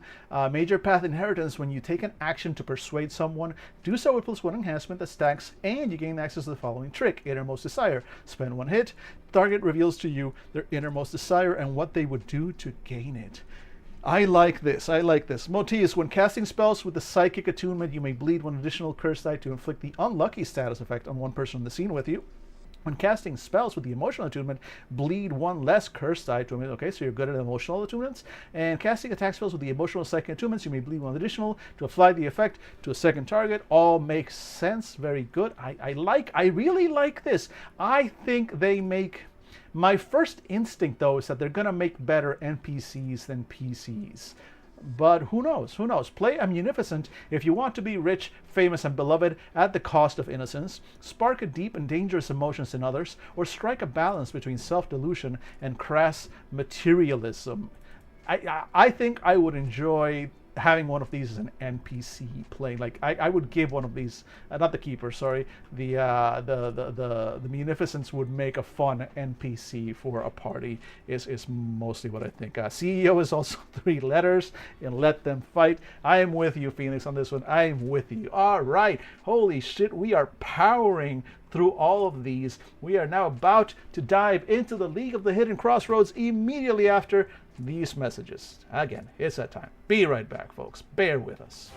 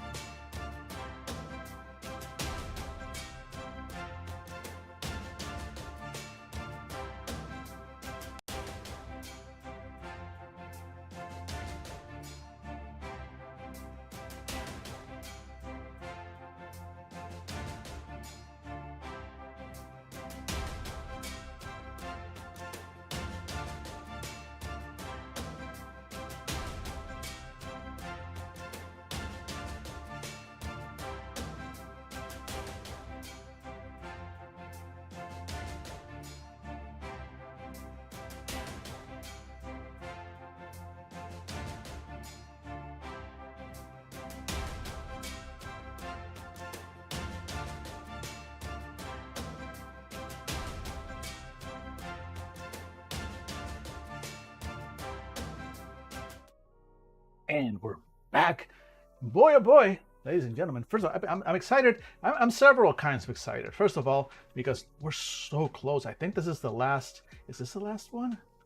Yeah, this is the last family, and we're only halfway through our usual stream time allotment, which means we're going to be able to to dive into the next ones. But also I'm just it's like, wow, we've been doing so well. I'm excited, but also I'm extra excited because the League of the Hidden Crossroads is, I think, out of all of them, the one that I've been most excited to actually see. Because again, I love me a crossroad demon. I keep saying it because it is true. I love me a good crossroads. Yep, Kitty, do you want to be up here? Let me see. Give me a second, folks. Let me see if I. No, she's walking away, sweetheart. No, she knows I would pick her up. She knows that is the voice Dad makes when he's gonna pick me up, and I do not want to be picked up. So I'm just gonna sit here distinctly out of arm's reach. And just sit here. I'm gonna show my back, look over my shoulder, judge you. Yeah. All right. Sorry, guys. Sorry. I thought. Sorry for the false alarm. I thought we might get Cat because she brushed up against my legs, but no. What she's trying to do, she's sitting over there and she's like, "Hey, Dad. I see you're standing up. Have you considered, instead of standing up, Dad, sitting down?" Because it turns out that when you sit down, there is a lap. And I believe when you went looking for a cat, you wanted let me check here, my notes. It says here, lap cat. Well, you got what you wanted. Oh boy, you got what you wanted. She's staring menacingly. Sit so that I may lay on your lap, or else is how she do.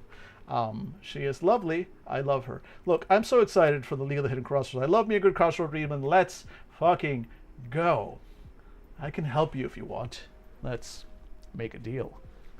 Not all of us were lucky enough to grow up as generational outcasts. Some of us are our blood family's first or second generation, and no one really knows what to do with us. Others of us don't want to twist our bodies like the Chimerae or fight in the ranks of the battleground angels. We go through life lost and alone, wondering why we feel different, why we are different.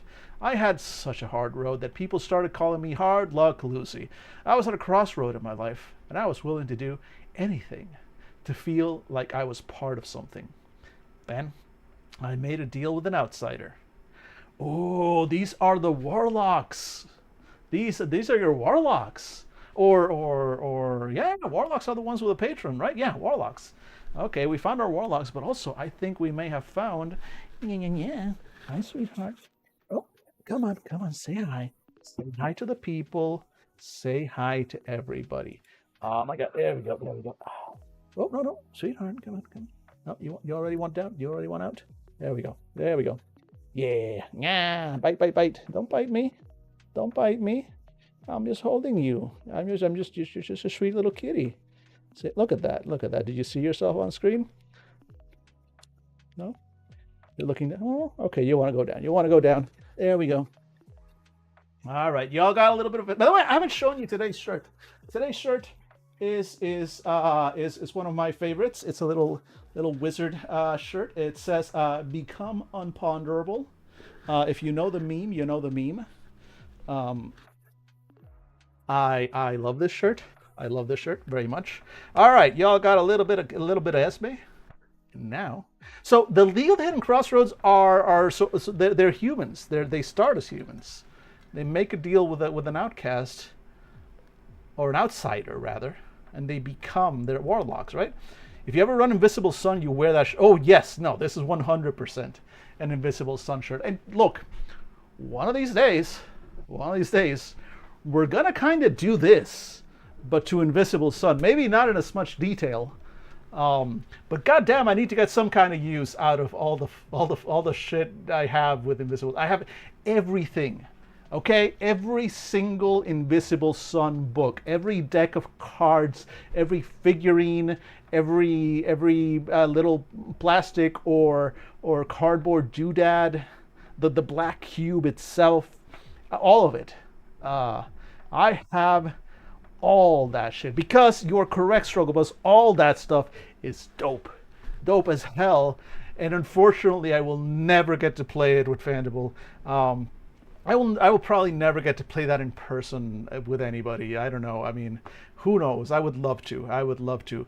I would love to have an in person at my table campaign of Invisible Sun, because all that stuff, all those handouts, that art, the envelopes, the little bits and bobs, and the counters and the crystals and the dice, it almost fetishizes the physical aspect of everything. Um, and I, you know, like, it is my white whale. And not to say, like, I love running games online, it's fun. But I want that Invisible Sun, like, true experience. I did play it. I've played it.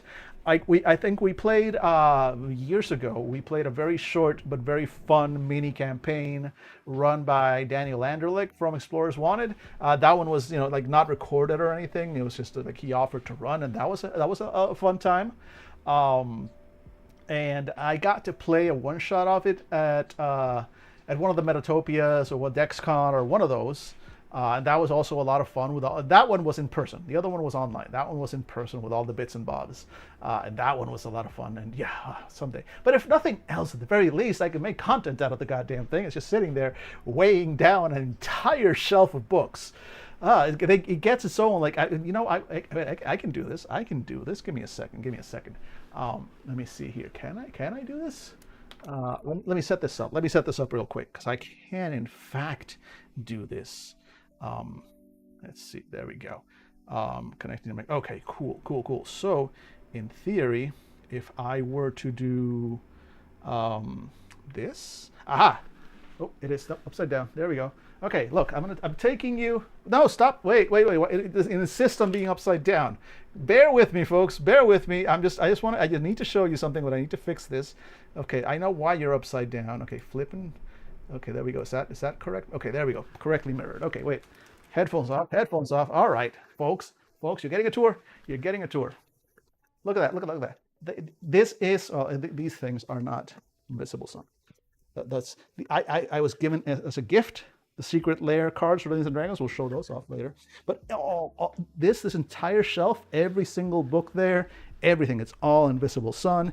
Invisible Sun. This little baggie is where these like the Edgelord expansion came out. All the card decks, again, Invisible Sun shelf, and then I've got like a Wall of Darkness shelf. Anyway, so many games.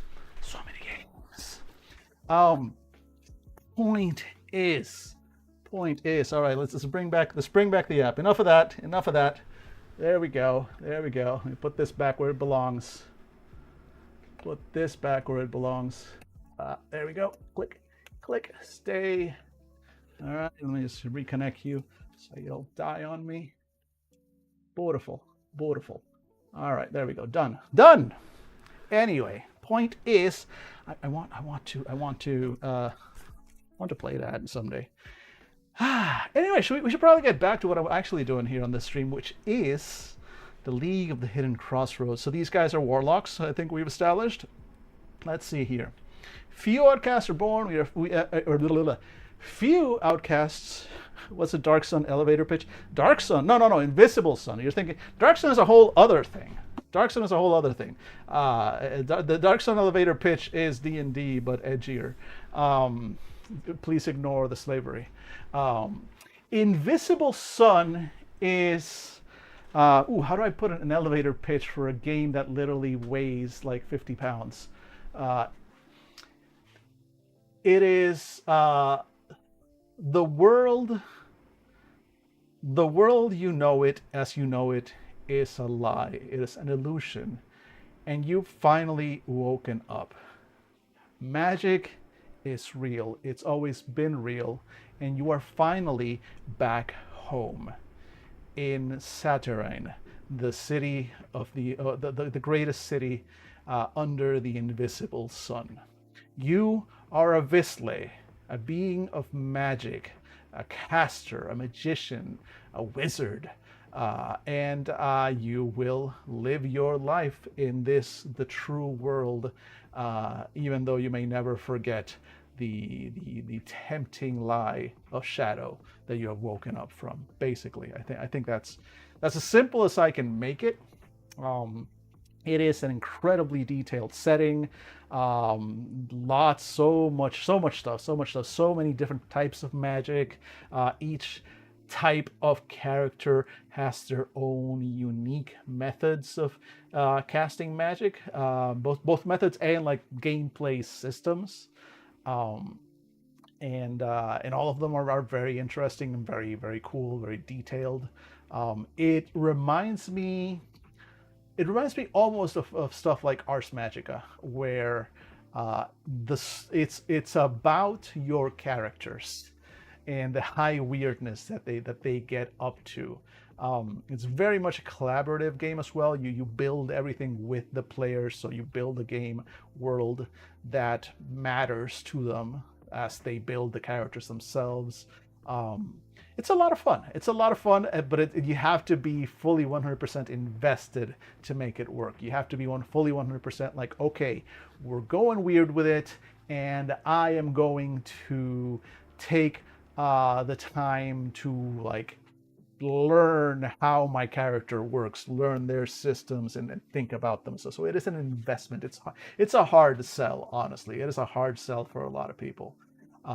But for the people who do love it, who are into that high weirdness like me, it was a honey trap. They were like, hey, give us all of your money and we will give you so many doodads and bips and bobs for this super weird world. And I was like, that is a fucking siren call of high weirdness. Yeah, give me that.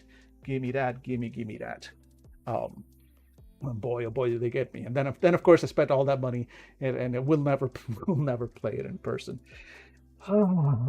So sad. Hey, few outcasts are born into the League of the Hidden Crossroads. We are a family of choice. When we signed that pact with our outsider sponsor, we became part of the family. Those of us who become wise in the ways of the League are expected to someday bring in more members. There are a lot of crossroads in this world, both literal and figurative, and there are always people looking for someone to give them a hand. If our family had its way, one member would be at each of them, ready to offer it. Some people call us a pyramid scheme, but we're so much more. We're a pyramid family. We're not here to tempt you. We're not munificence. We're here to help you make the right decision. It just so happens that the right decision is the one that involves making a deal with us. Our story is older than the devil himself. If you meet a strange figure at the crossroads, they may grant you a wish, but you must give up some part of yourself in return. If only all transactions between outcasts and others were so easy. You might come to regret your deal. It's okay. It happens. But don't think you can just break your link in the chain and walk away. Some of our members think they can, and that's just asking for trouble. The pact that binds us into the League of the Hidden Crossroads is clear and inviolate. Our power comes from holding the strings of others. We know when to call in a favor and how to make it hurt if our client doesn't respond. We believe firmly in earthly power and use our sponsor to steal what we can from the outside. After all, the outside abandoned us, so why should we feel any guilt about making one Archon more powerful in exchange for something for ourselves? We are some of the most powerful pact binders. Wielding our curse like a weapon will grant you your deepest desire for a time, but then you need to pay it forward to the next candidate.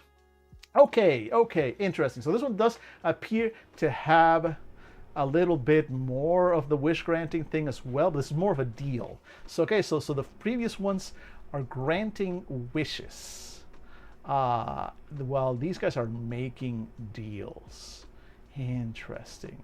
Let's see, relations. The Nephilim are snobs at best, crypto-fascists at worst. We'll take in their black sheep, but they disgust us. Speaking of crypto-fascists, the Battleground Angels are, yikes, maybe not even crypto. It's tempting to say, oh, you poor things, but we've seen the Chimera's power. They're our most powerful allies, even if we secretly pity them. The Keepers of the Broken Vine are our dear friends. We understand peace and isolation in similar but beautifully different ways. Sorcerers are a tale as old as time. A witch looking for more power comes to the crossroads. They're some of our best customers overall. The dead surprise us sometimes. We think they have use for only one deal, but it turns out they want more than just simple resurrection. Before I keep going, so they say the keepers of the broken mind are our dear friends. What did the keepers say about them? I forgot. Um, keepers. Uh, the Leo Hidden Crossroads likes to tell us how to do things. They say they just want to help us be our best selves. They want to get back to a shit situation rather than realizing that they are already in paradise. Interesting.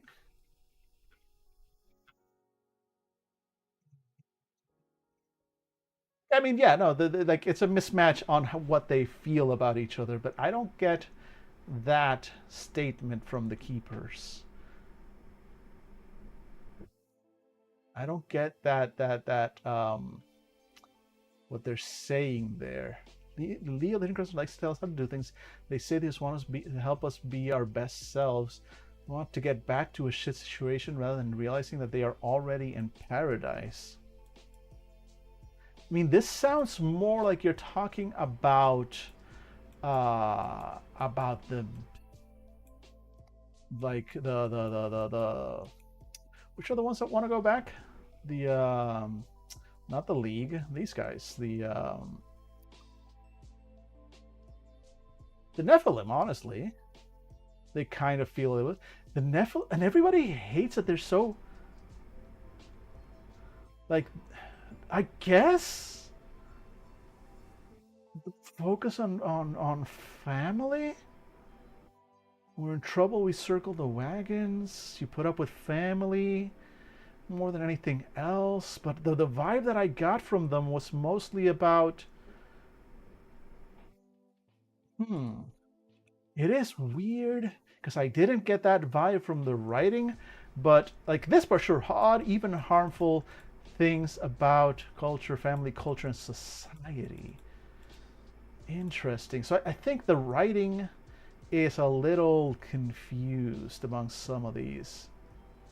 I mean, it's also like right, other families will have their own sort of different opinions. You know, their opinions might not be based on realities, is what they perceive. I get it, but it's like, but how are you perceiving that? Like so many of the other families' opinions, like about the Nephilim, for example, are that they are like crypto fascists and you know all that stuff, and it's like I guess I can see that. It's not how I would have pitched them, but okay, I guess. Hmm. All right. Anyway, let's see here. Other people call us Faustians, thieves, and unfortunately, spooks. Really? That last one is offensive on so many levels. Among the family, we call ourselves solicitor, sponsor, and friend. Because let's be honest, we don't really have many other friends in this kind of work, just people who use us and people who regret using us. Our magic is that of enforcing pacts, making rules, and legislating regulations. We make ourselves into whatever you need us to be, perfecting our forms and helping you along. We make your wildest dreams come true, and that's the good part about having magic. Path skills, empathy, leadership, and survival. Okay, those are interesting. I don't see the match quite as closely as with others, but I like that. Major path attributes, mental 3, physical 3, social 4. Minor path attributes, okay. Confessional booth, Agony Aunt blog, personal legal library, suicide counseling helpline. Secret spells, hidden things, and regrowth. Major path intelligence. When you take an influence action to convince someone to take an action they wouldn't normally do, gain a hit that applies before the roll. If the person had negative attitude towards you, you also forge a negative bond of mistrust at level 1. Okay, so they're kind of bond manipulators, which makes sense.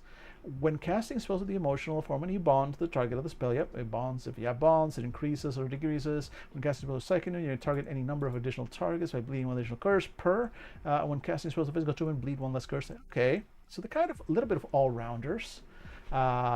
Play a member of the League of the Hidden Crossroads if you want to help fellow accursed for a steep price. Play a member of a pyramid scheme and climb to the top on the shoulders and heads of others, or perform strange and arcane missions on behalf of your inhuman sponsor. So, they did it. They didn't quite get a wow from me, despite what I thought. But I like what's going on here. I like what's going on here overall. I think they'd make excellent NPCs. I think they would require. I definitely would like to read more about them before I would, their powers and how they work, etc. Before I would recommend them as player characters. Just because, how many deals are you gonna make? Like, hmm, hmm. But I like them. I like them. I think all of these just need expansions. They need. As with everything, I want more. I want more. Honestly, if the worst thing I can say about something is that I want more of it, that's something. That's not bad, right? That's pretty good. So again, overall, the Outcasts are a solid A, as a lineage, a solid A, and probably honestly my favorite out of the bunch. But it's like from some almost A plus ones to like solid Bs all around, but almost all of them have some room for improvement. Nephilim, about Crossroads Demons rewrite. We respect their family loyalty and ability to recruit if only their prices weren't so heavy. That could work, right? That makes a little bit more sense than kind of what's written there. Also, like again, those opinions might make more sense with a bit more explanation. Maybe there's a history there that we are not privy to yet, right? Could be interesting to kind of explore. All right, let's look at some of their actual powers now. So they call them manifestations, and manifestations. So each lineage calls their powers a different name, which I appreciate. And the ones for, hi cat, I see you. The ones for Outcasts are manifestations. The Outcasts draw their magic from the outside in more ways than one. Their connection to the outside cannot be overstated, and they often attribute any amount of power they gain as coming from there. They refer to this manifestation pulling from the source or other less reverent things. No matter what the original source of Outcast magic, manifestations are wholly within the accursed's control, making her a creature of otherworldly power and allure. Outcasts have access to 3 manifestations. Below each, we have listed the spells available at card to creation with a short description of the spell and the page number where you can find the full write-up. So let's see, we have 3: Mayhem, Summoning, and Physical Perfection. Interesting. Mayhem grants the practitioner the power over violence and death. They become a live wire, cutting their way across the battlefield. Those descended from the Archons find that they resonate most strongly with this art. So Brutality, gain power advantage more effectively. Devil's Bargain, force someone to accept a hard bargain. Interesting. Implacable Pursuer, hunt a specific target. Supernal Aim, increase the distance of range attacks. Swift Defense, increase speed and reflexes to turn away attacks. Cool. So this is your combat power, mostly. Summoning, Outcast can summon weapons and armor from the character's innate power. At greater levels, it allows the Outcast to transform herself into the Archon sleeping within her. Assistive Construct, summon a name-shaped construct. Okay, so constructs, burning halo, surround yourself in bright light. So the Chimera are going to make heavy use of this. Instant protection, improve your clothing to make you more resistant to damage. Useful tool, manifest a useful time, you can fit in your pocket. Weapon master skill, improve a weapon in your possession. All right, cool. Funny how it's called summoning, but it's more like crafting. Okay, cool. Physical Perfection. Physical Perfection frees the Outcast from having to obey silly things like the laws of physics. Archonic Voice, extend your voice to your number of capabilities, bulletproof heart, resistant incoming social consequence. Executive Function, multitask without sacrificing performance. Flowing movement, move over impossible surfaces or many faces, change your features to trick others. All right, so a lot of clever powers, all sorts of trickery. Some of this, I don't know if summoning is the best term for this, but this smacks of Demon the Descent again. Some of the manifestations they had weren't. No. Demon the Descent powers were not called manifestations. They were called something else. But okay, cool. I see some of the demon in there. That's very nice, very cool, very demure, very mindful. Yeah. Again, a solid overall A. Maybe trending on A minus, but I think once we get a little bit more info, this will go up to a solid full A plus. I think once we get a little bit more info and we see a little bit more of the system. Overall, very pleased. with the Outcasts and what I like. I'm excited about them. Lots of things that I want to play or just see played on these. So awesome. Now, do I have the next document in line? Let me see here. Let me see here. Dropbox, and let's go here. My PDFs. And let me see here. Do we have the Curseborne folder? I do not have it downloaded, so let me go get that real quick. Bear with me, folks. Go to Kickstarter and just download that PDF. Oh wait, no, let me go back. I almost yeah. Let me create a new tab because I almost missed Life Eater. I almost deleted that, and I did say that I was going to check out that game, so I'm excited about that. Let's see, Kickstarter, and then go to the Curseborne and go to updates and cool. After, okay, which ones were the next ones? To see us Outcasts, Curseborne blogs, liminal spaces. So log Outcasts, Curseborne draft, the Hungry. Do we have a? Oh, so we got a draft manuscript 2D for Primals, which is going to be the next one. But I think before we get there, I kind of want to see. Let me see. Is this a big? Do we have? Oh, we do have some writing on liminal spaces, and I think that might be worth taking a sort of a detour on and seeing. Yeah. I want to see this liminal spaces actually. I want to learn a little bit about these. So before we go into the next one, that way I think if we spend the rest of this stream on liminal spaces, and I'm just going to go ahead and change the app that we're capturing. There we go.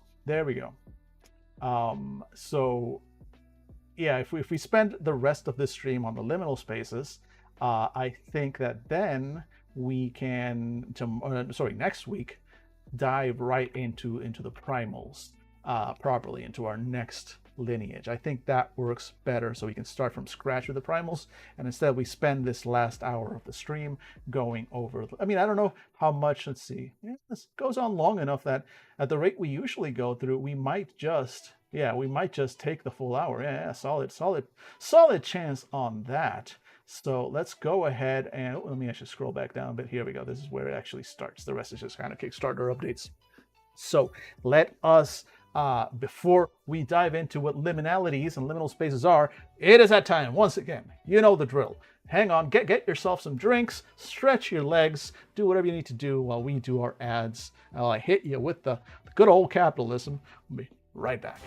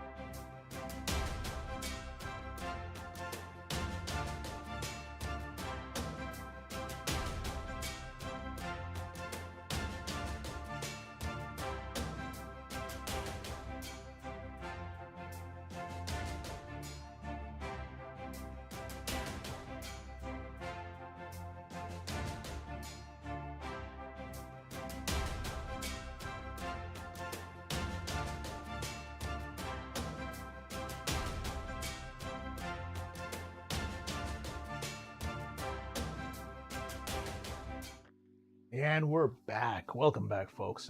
We are going into, so here's yesterday evening, I saw a little bit. I didn't watch the whole stream because In my defense, Metaphor ReFantazio is an amazing game.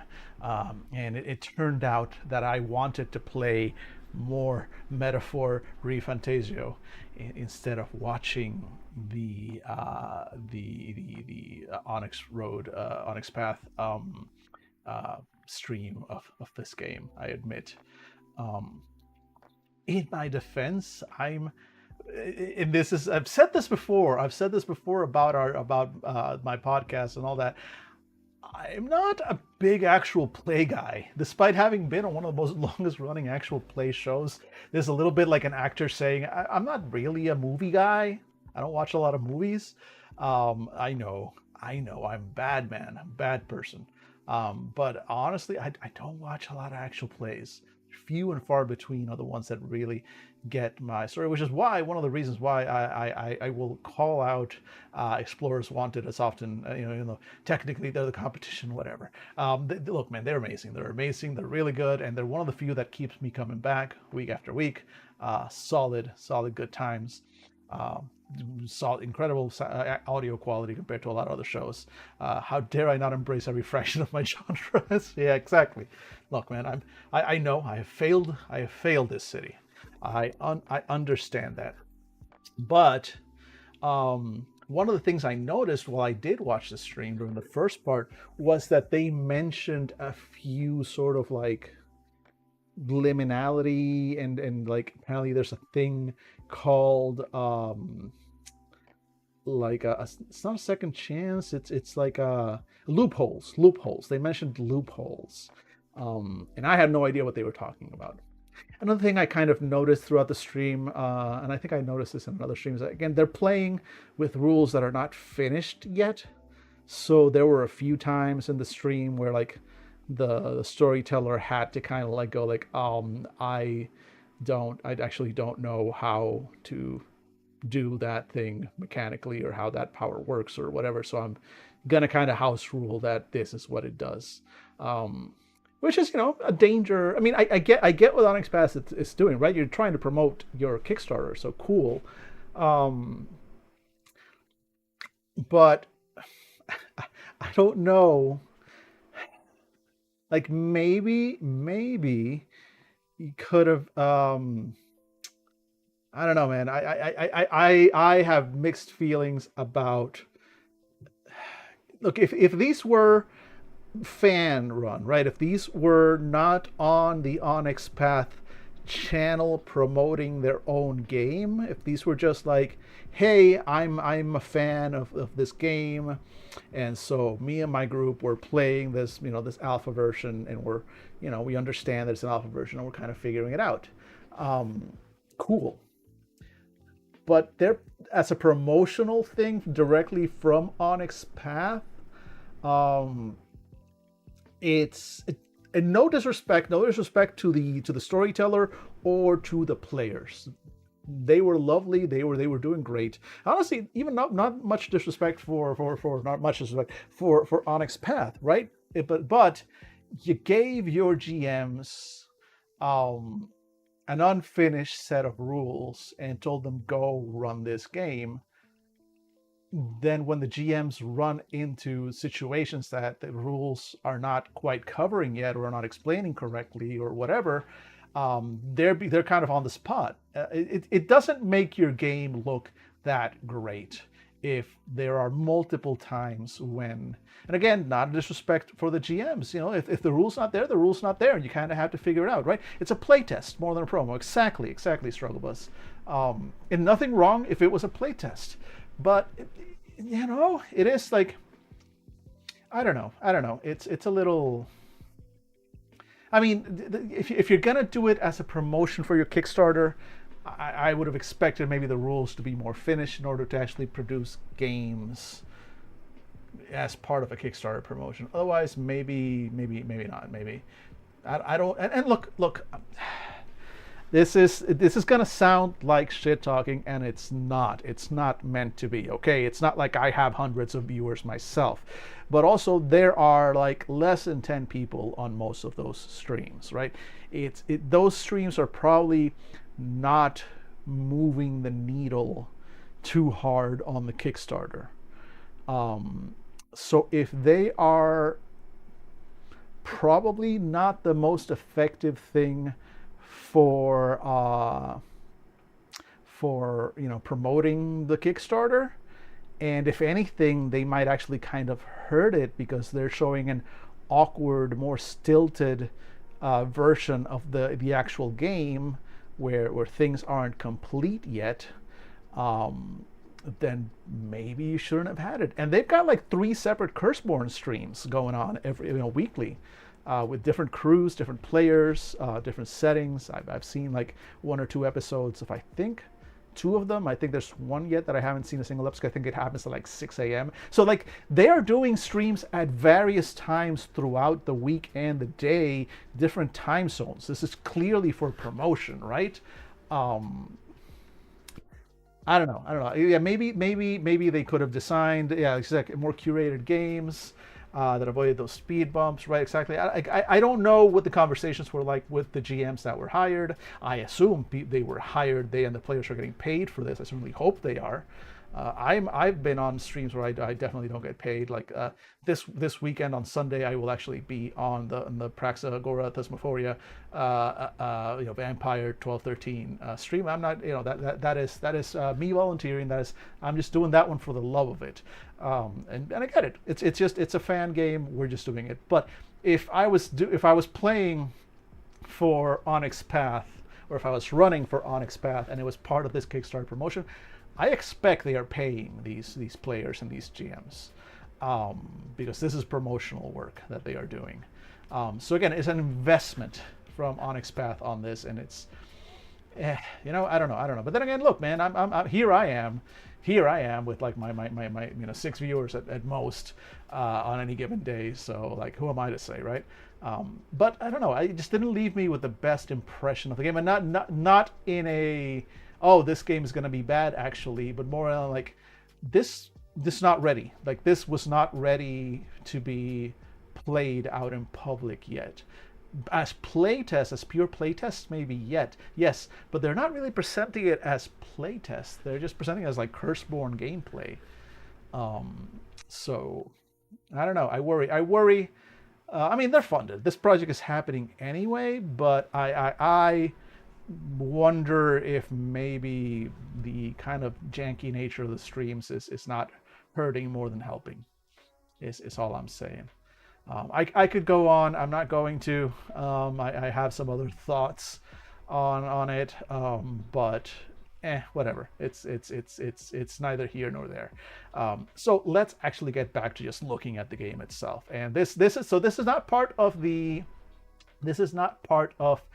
manuscript itself, right? This is the Onyx Path team telling us about the liminalities in Curseborne. So I don't really expect this is going to be like settings more than anything else, and inspiration, and just talking about it rather than stuff that's going to be in the rule book directly. So we'll read through it, but hopefully it'll give us a better feel for what these liminal spaces are. I'm curious to see what the hell a loophole is.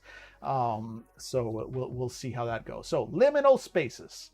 Liminalities crease the world of Curseborne like subtle folds and seams, invisible until you've fallen into them.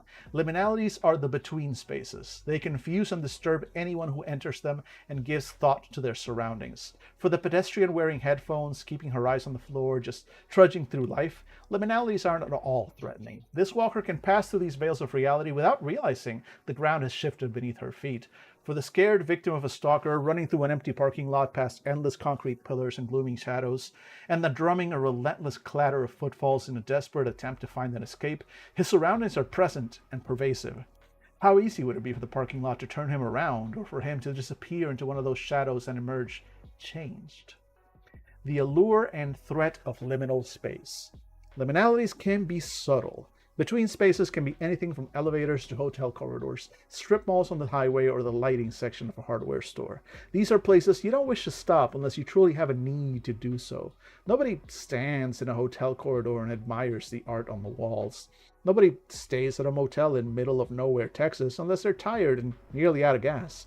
And these liminalities can be utterly innocuous in nature. Yes, they unsettle, but there's no threat to them. That is, until the accursed and the many supernatural aspects of the world occupy them. Being between spaces, liminalities act as the perfect places to meet up for illicit liaisons, find a place to call sanctuary, if not home, prey on victims, or make a deal without having to worry about scrutiny. Curses and pacts feel as if they have more resonance in these places, perhaps due to the existing weirdness in the atmosphere. Then there are the eerie liminalities, subway stations and bus stops that don't appear on a map but beckon you to disembark and explore. Building floors that don't exist on blueprints but from which one can hear signs of unusual life. Alleys that be a shortcut to the next block over but drop you somewhere entirely different. Liminalities give little warning of adjusting from eerie to dangerous. Horrifyingly, the dance floor in this club stimulates the people on it to whip themselves into a dervish, culminating as their blood and emotions leach to the ground to feed the liminality. Suddenly, the trail you were following opens out into an unfamiliar city where the people have no eyes and the streets are all conveyor belts leading to a colossal machine with a chomping mouth. Now, the door won't open. Your windows look out onto nothing but stars, and the fire in this house is rapidly becoming an inferno. These places have no right existing in our world, and yet, through belief, tangled memories, or the actions of the supernatural, they are brought into being. For observers, liminalities are curiosities that compel them to warn, don't get off the elevator on the 20th floor, or don't leave the trail at nightfall. For explorers, the accursed, and other supernatural beings, liminalities are phenomena ranging from wondrous to horrifying. All right, liminal varieties. Liminalities come in 4 common varieties. The average liminality that one can enter and exit with just a feeling of disorientation and fear. The interstitial zone that spans wide locations, can alter time, create inhabitants, and wants to cater to those who wander into them, though the way it does so is rarely what humans would consider benevolent. The battlegrounds, where accursed are forced to be their true selves and rank-and-file humans are torn to shreds by utterly hostile environments and monstrous denizens. And shattered spaces, which, like reality-altering pitcher plants, want to lure inhabitants in, hold them captive, and slowly devour their minds, emotions, wills, blood, or whatever fulfills the shattered space's appetite. This is also, now that I read about it a little, this is also something like, what's that game? Dead by Daylight is the video game where there's like this sort of hell dimension where these monsters exist and whatnot and hunt you and all that. So that sounds like a shattered space. So that's just kind of fun. Humans in the world of Curseborne may be able to sense liminality's danger before they step inside. In some cases, it's as simple as thinking, this elevator looks unsafe and the light keeps flickering, I'll take the stairs. In other cases, however, a liminality such as an interstitial zone or shattered space excels at concealing its true nature, and even once a human is caught within, they may be unaware of their captivity. Only someone accursed feels the change in the air, smells that there's something off about this stairwell, or knows deep down that entering that empty art gallery would be a very, very bad idea. Using liminalities. Story guides will use liminalities in Curseborne as locations to explore, hideouts for monsters and murderers, environmental terrors from which to escape, and supernatural prisons from which to rescue innocent friends, family, and other associates. Liminal spaces are where the world breaks down, and so they are in many ways the environmental equivalent of an accursed. Most were normal once upon a time, and then something changed them. Some, however, were born wicked, like an accursed may have inherited a curse without even having to put a foot wrong. Catch up on chat real quick. This just feels like Ocean View Motel from Control and Remedy's gaming universe, which is good because it's supposed to. Yes, definitely. Like, this is, if you played Control, if you haven't played Control, go play Control. But yes, Remedy's whole Control / Alan Wake kind of universe. Yeah, definitely some vibes of that. Also, I like what I kind of like about this is that there were in most games. Okay, let's go back. Most game lines had a supernatural side to the world, except Vampire, right? Like Changeling had the dreaming and the near dreaming and stuff like that. So you could always go off on an, quote unquote, on an adventure. Have yourself a little dungeon run, go off and do the weird shit. as a changeling by going into the Dreaming, as a Garou, as a werewolf by going into the Umbra, as a mage by going into the Umbra again, or different places. But Phoenix, you enjoyed Control, even if no Control, early Control. I think they've patched it a little, so it's not quite as brutal. But early Control, yo, I had to like turn on the mode that makes you immortal, and there was a part that I couldn't get past for like weeks, and it was frustrating.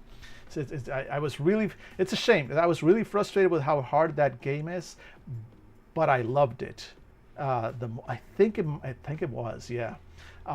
It's just, but you know, story wise though, holy shit, so good. See, story guys, blah, blah, blah, blah, all that. Players will use liminalities as places where discrete deals and pacts might be made, as sanctuaries against persecution. Oh, yeah, right. What I was saying, I got distracted.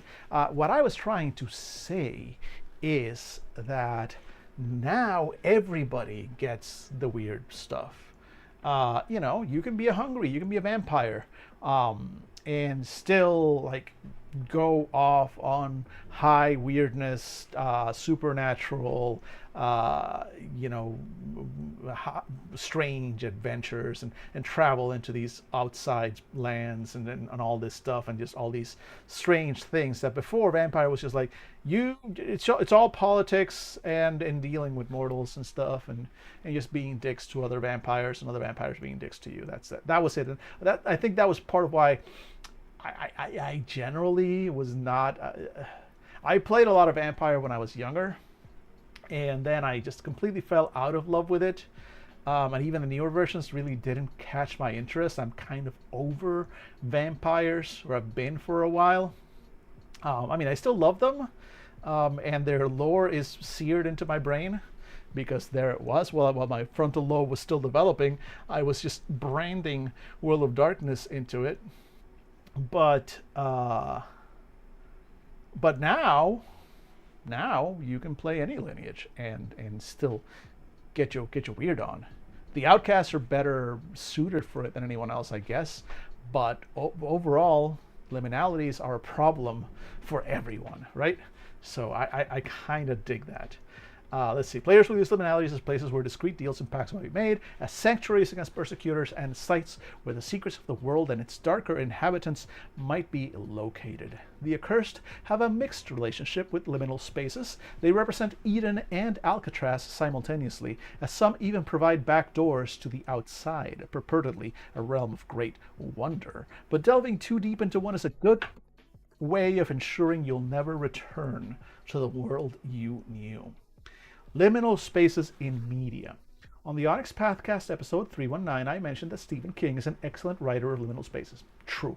A city like Derry from It is like a cross between an interstitial zone and a shattered space, as its very wrongness traps its inhabitants while simultaneously corrupting them.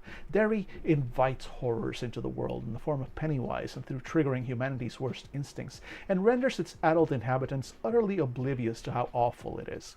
King explores similar locations, grand and small, in other works including The Shining, Needful Things, 11/22/63, and Fairy Tale, though that one may constitute the outside, among many others.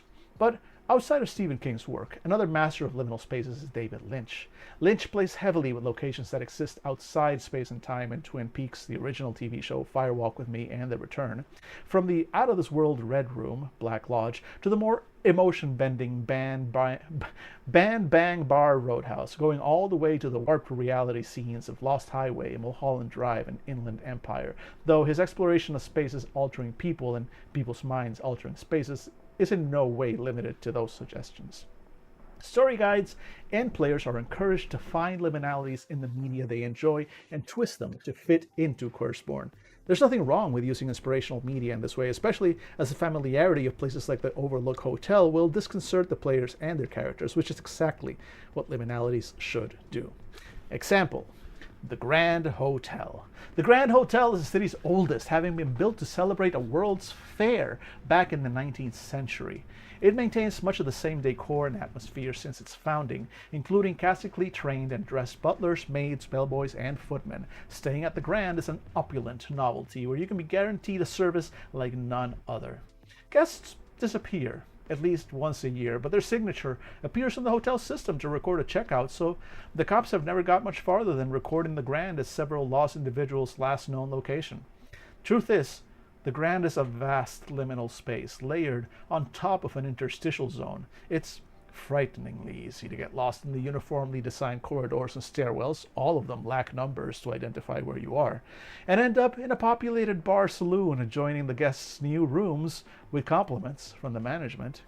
In recent years, horror streamers have booked themselves into the Grand to capture footage of purported ghosts in freakish liminal spaces such as doors that open to walls, staircases leading nowhere, and the spaces where the cranked elevator opens to floors that shouldn't exist.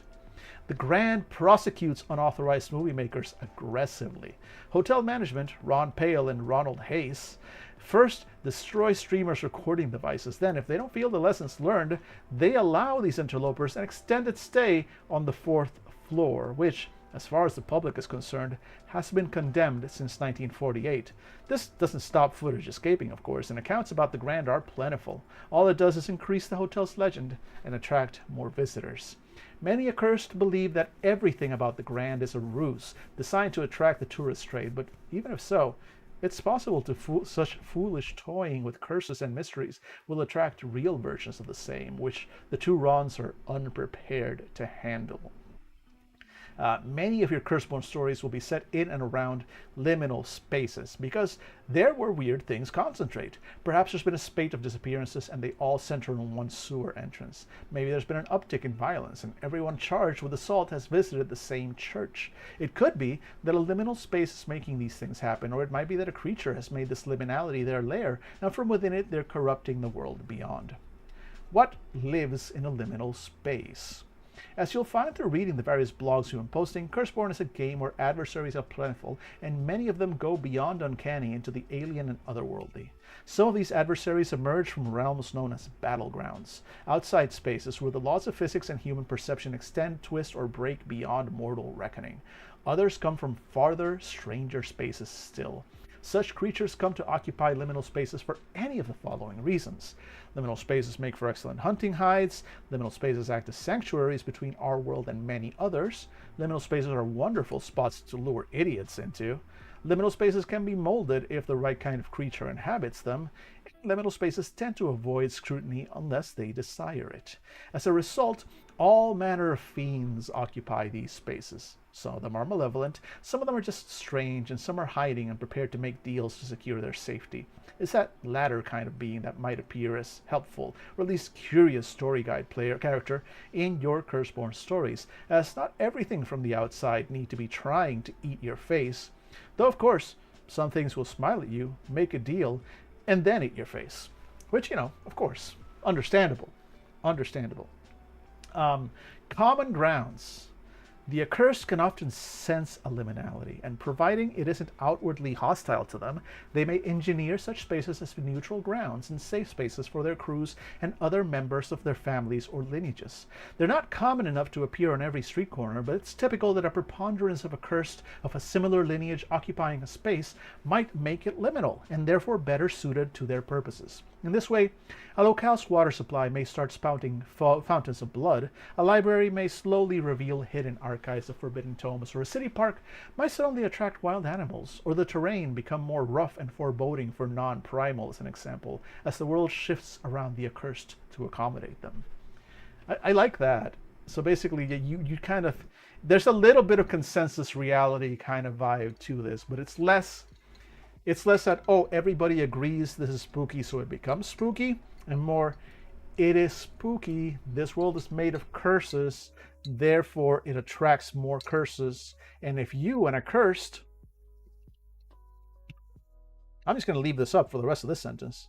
The world is made of curses, and you, an accursed, affect curses with your presence, because that's what you do, and with your magic and everything. So the more accursed that happen, the more that these curses become, affect the world, and might even create a liminality, which is cool and cursed.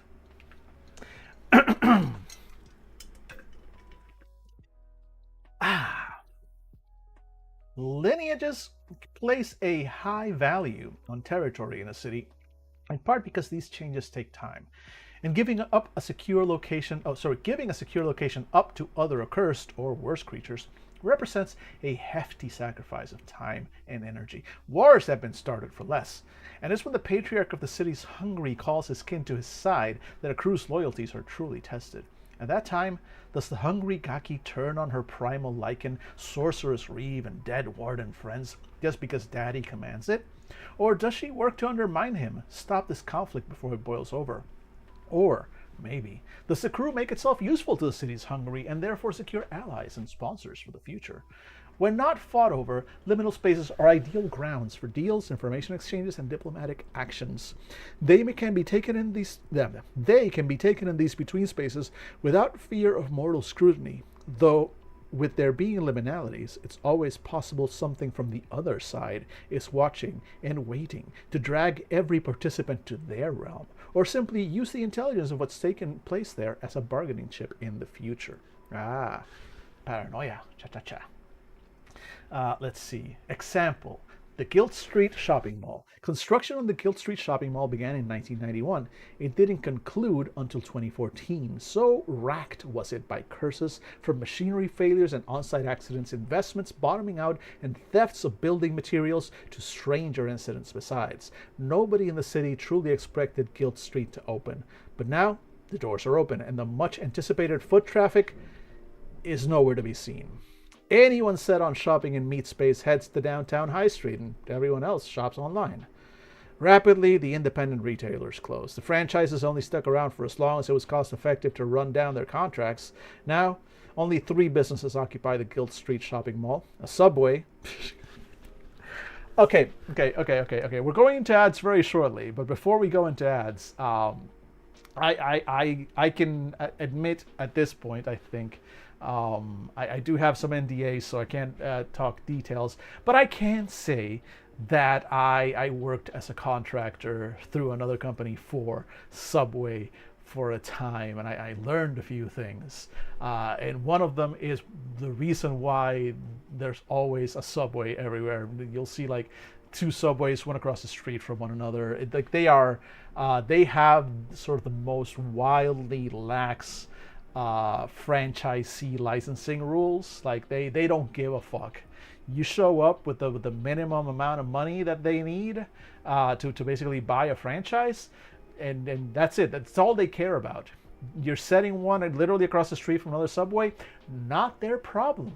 It's your problem, and now the problem of the other Subway across the street. Y'all figure that shit out. Not our problem. We just give you permissions to use the sign, and now you have to buy our bread and buy our meat and buy our meat slices and all that stuff.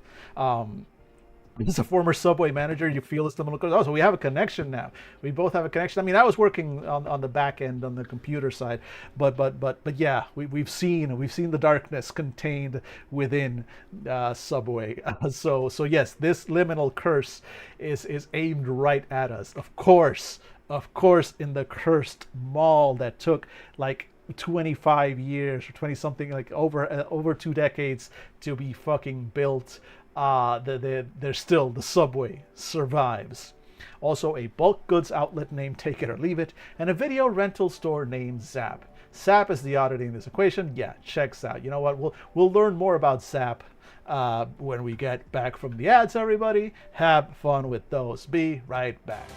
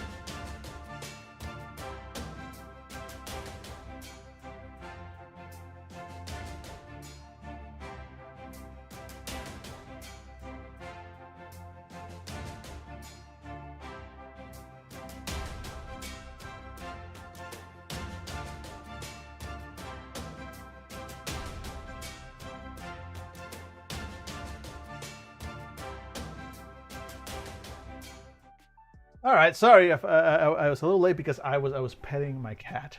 I was literally just giving her little pets and telling her I love her. And I'm sorry. I love all of you too, but I love my cat more. Now, let us read about Zap, the rental store, which apparently, I mean, again, there's nothing weird about the subway being there. It just is my point. Of course, there's a subway.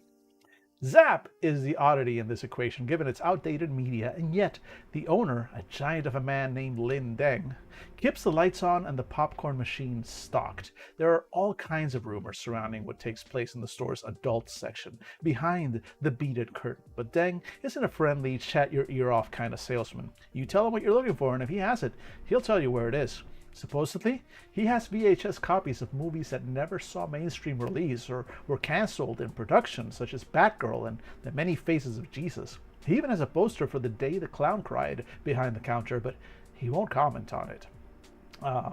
Looks at two cats just out of Orange Street. Yep, that tracks. Yep, exactly. The mall is a haven after hours because when the retailers go home, Subway closes just before midnight, dumping a day's worth of uneaten food out back. The security guard Del Bar is supposed to lock up. Unfortunately, he's been dead for a month and nobody noticed. Teens from the inner city and outskirts use the mall as a playful war zone. Piece by piece, they're destroying it from within. They all say the reflections of workers past walk this place from 3 a.m., which is their signal to leave. If one of the reflections touches you, you end up trapped in the mall's glass facade with them. Ooh, I kind of dig that. Hey, check out art. There's one kind of liminal space we've not covered at all, and it's known as an epoch. A few people have been asking about how Curseborne might expand to grander schemes, conspiracies, and worlds of horror, and an epoch is one such way. Oh, yeah. These are cool, and the hardest, yeah, these are cool. These are basically full-on alternate realities. I remember, like, I don't know if we read a little bit about these. Yeah, I think in one of the earlier streams we were first reading about this. So I'm curious to see how this goes. The strangest of liminalities are also the hardest to access are epochs. Little is understood about these vanished eras swallowed into time. The theory that goes that a liminality can develop to such strength that it consumes the entire world, taking most of the people in the world with it. These are the people who accept the new reality at face value, including most accursed. The most recent chronicled epoch was somewhere in the early 1990s, around the time that the Cold War was considered finished. A new world had dawned, and with it a new epoch emerged. Another occurred with the start of the Great War in 1914. Accursed speculate as to when other epochs occurred, with many guessing that September 11, 2001 was one. The archivists maintain that that epoch wave is still washing over the world, and it's too early to declare a new world state, but the Raptors hotly debate this claim. Note that only most of the world's people move with a liminal epoch.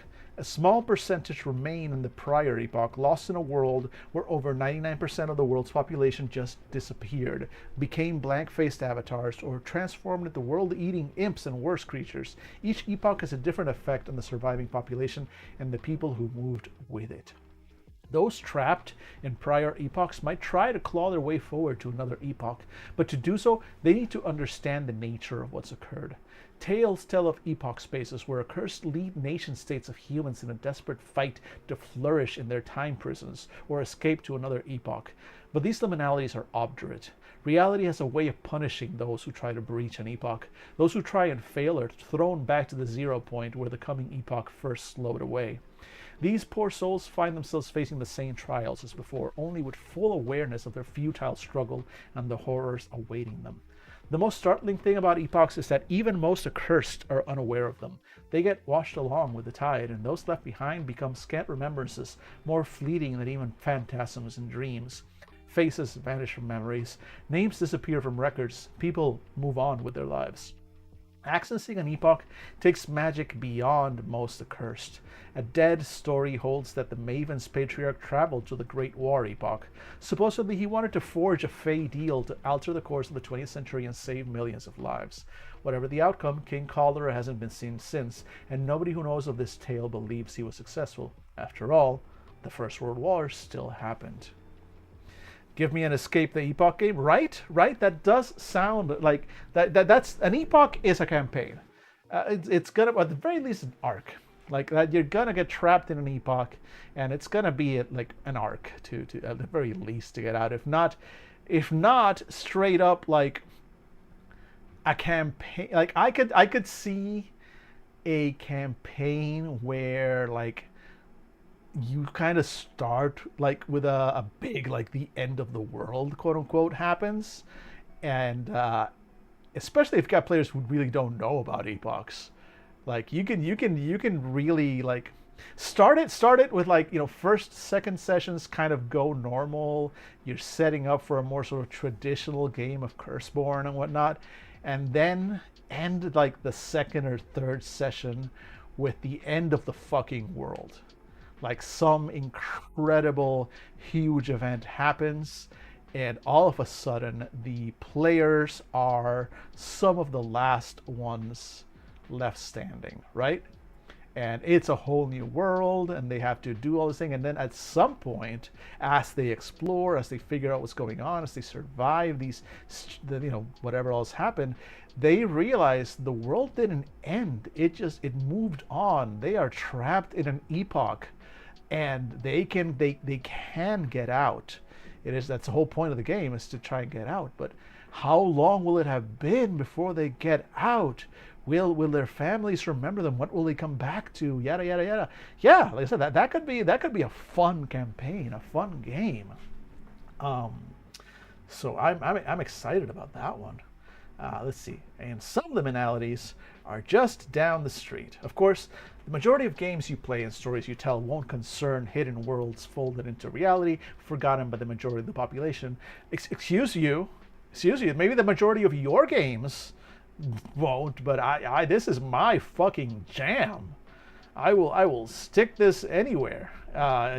Hidden worlds and realities and shit. Yes, this is me. This is for me. This is the thing that made for me. So excuse you. They will contain places like Twin Lakes Underground Station. Okay, so these are the liminalities, a small liminality. Now let's see.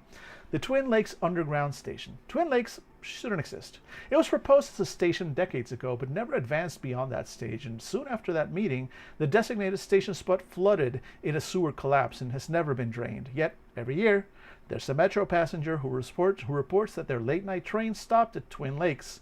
They all say the station looks old, gray, and damp. They claim the doors open, the lights flicker, and, well, the story then differs. Some passengers, possessed of a foolish curiosity, step from the train into this shattered space and report tales of traveling back in time to another reality and receiving visions of deaths in their future. Others remain on the train and report seeing passengers on the station platform, their faces blank or hungry. Sometimes they scratch at the train carriage, sometimes they ignore it. On one occasion, one of these strangers climbed onto the train and lunged for those in the carriage. He was only held back through a concerted effort before finally being ejected at the next station, where, to the trauma of everyone on board, he fell between the train and the platform edge. Is Twin Lakes a simple shattered space, or something more? Are there more stations like this? The city's Nephilim are certain there's an entire network of forbidden stations, and all the disappearances that take place on the subway are from people getting off on the wrong stop. They don't know what happens to them after that, but expect there's maybe many lives to be saved. These disappearances started years ago, so how anyone could survive in such a place doesn't bear considering.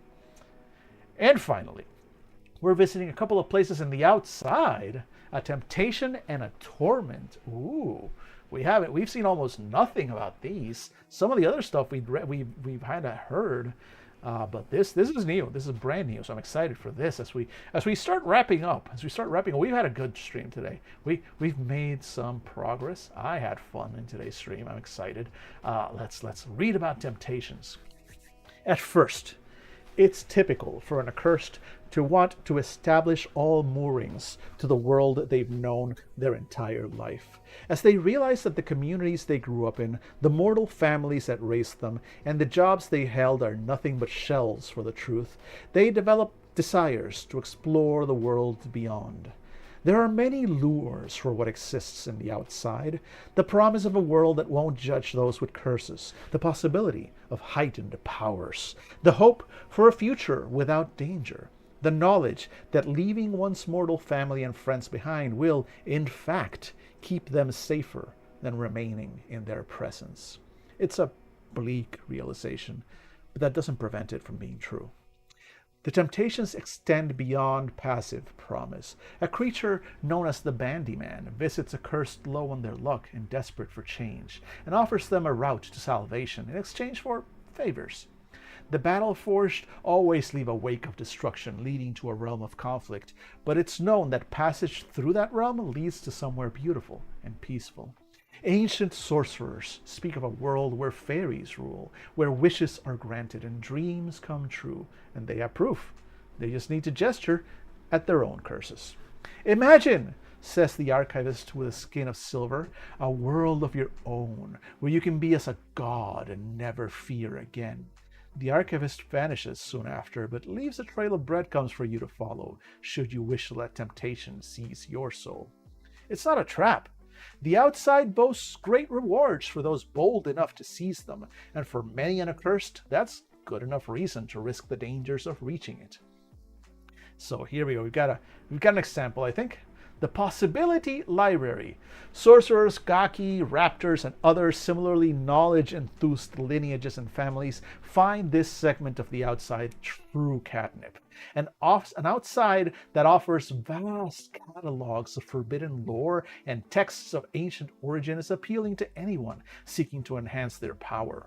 The inhabitants, mostly imps of a peculiar intelligence but still prone to tricks, are content to make exchanges of information and memory in trade for one of the books, scrolls, or tablets in their stores. The temptation to visit such a realm is huge. Who wouldn't give up a fraction of their childhood for a hard drive filled with secrets?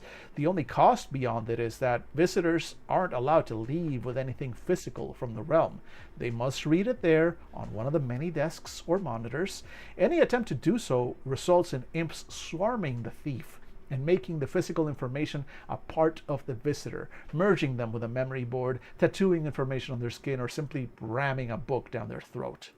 The addictive qualities of such a space are vast. Sorcerers are particularly vulnerable. They might give up the memory of their first girlfriend in exchange for knowledge of 5 other outside realms. That's like a 1 to 25 ratio in terms of exchange rate. So after that information is obtained, how about giving up those useless geography lessons learned at school in exchange for advanced spell lore, or memory of their parents' last moments as trade for the whereabouts of the nearest interstitial zones, and so on, and so on, and so on, until the visitor has forgotten who they were before arriving.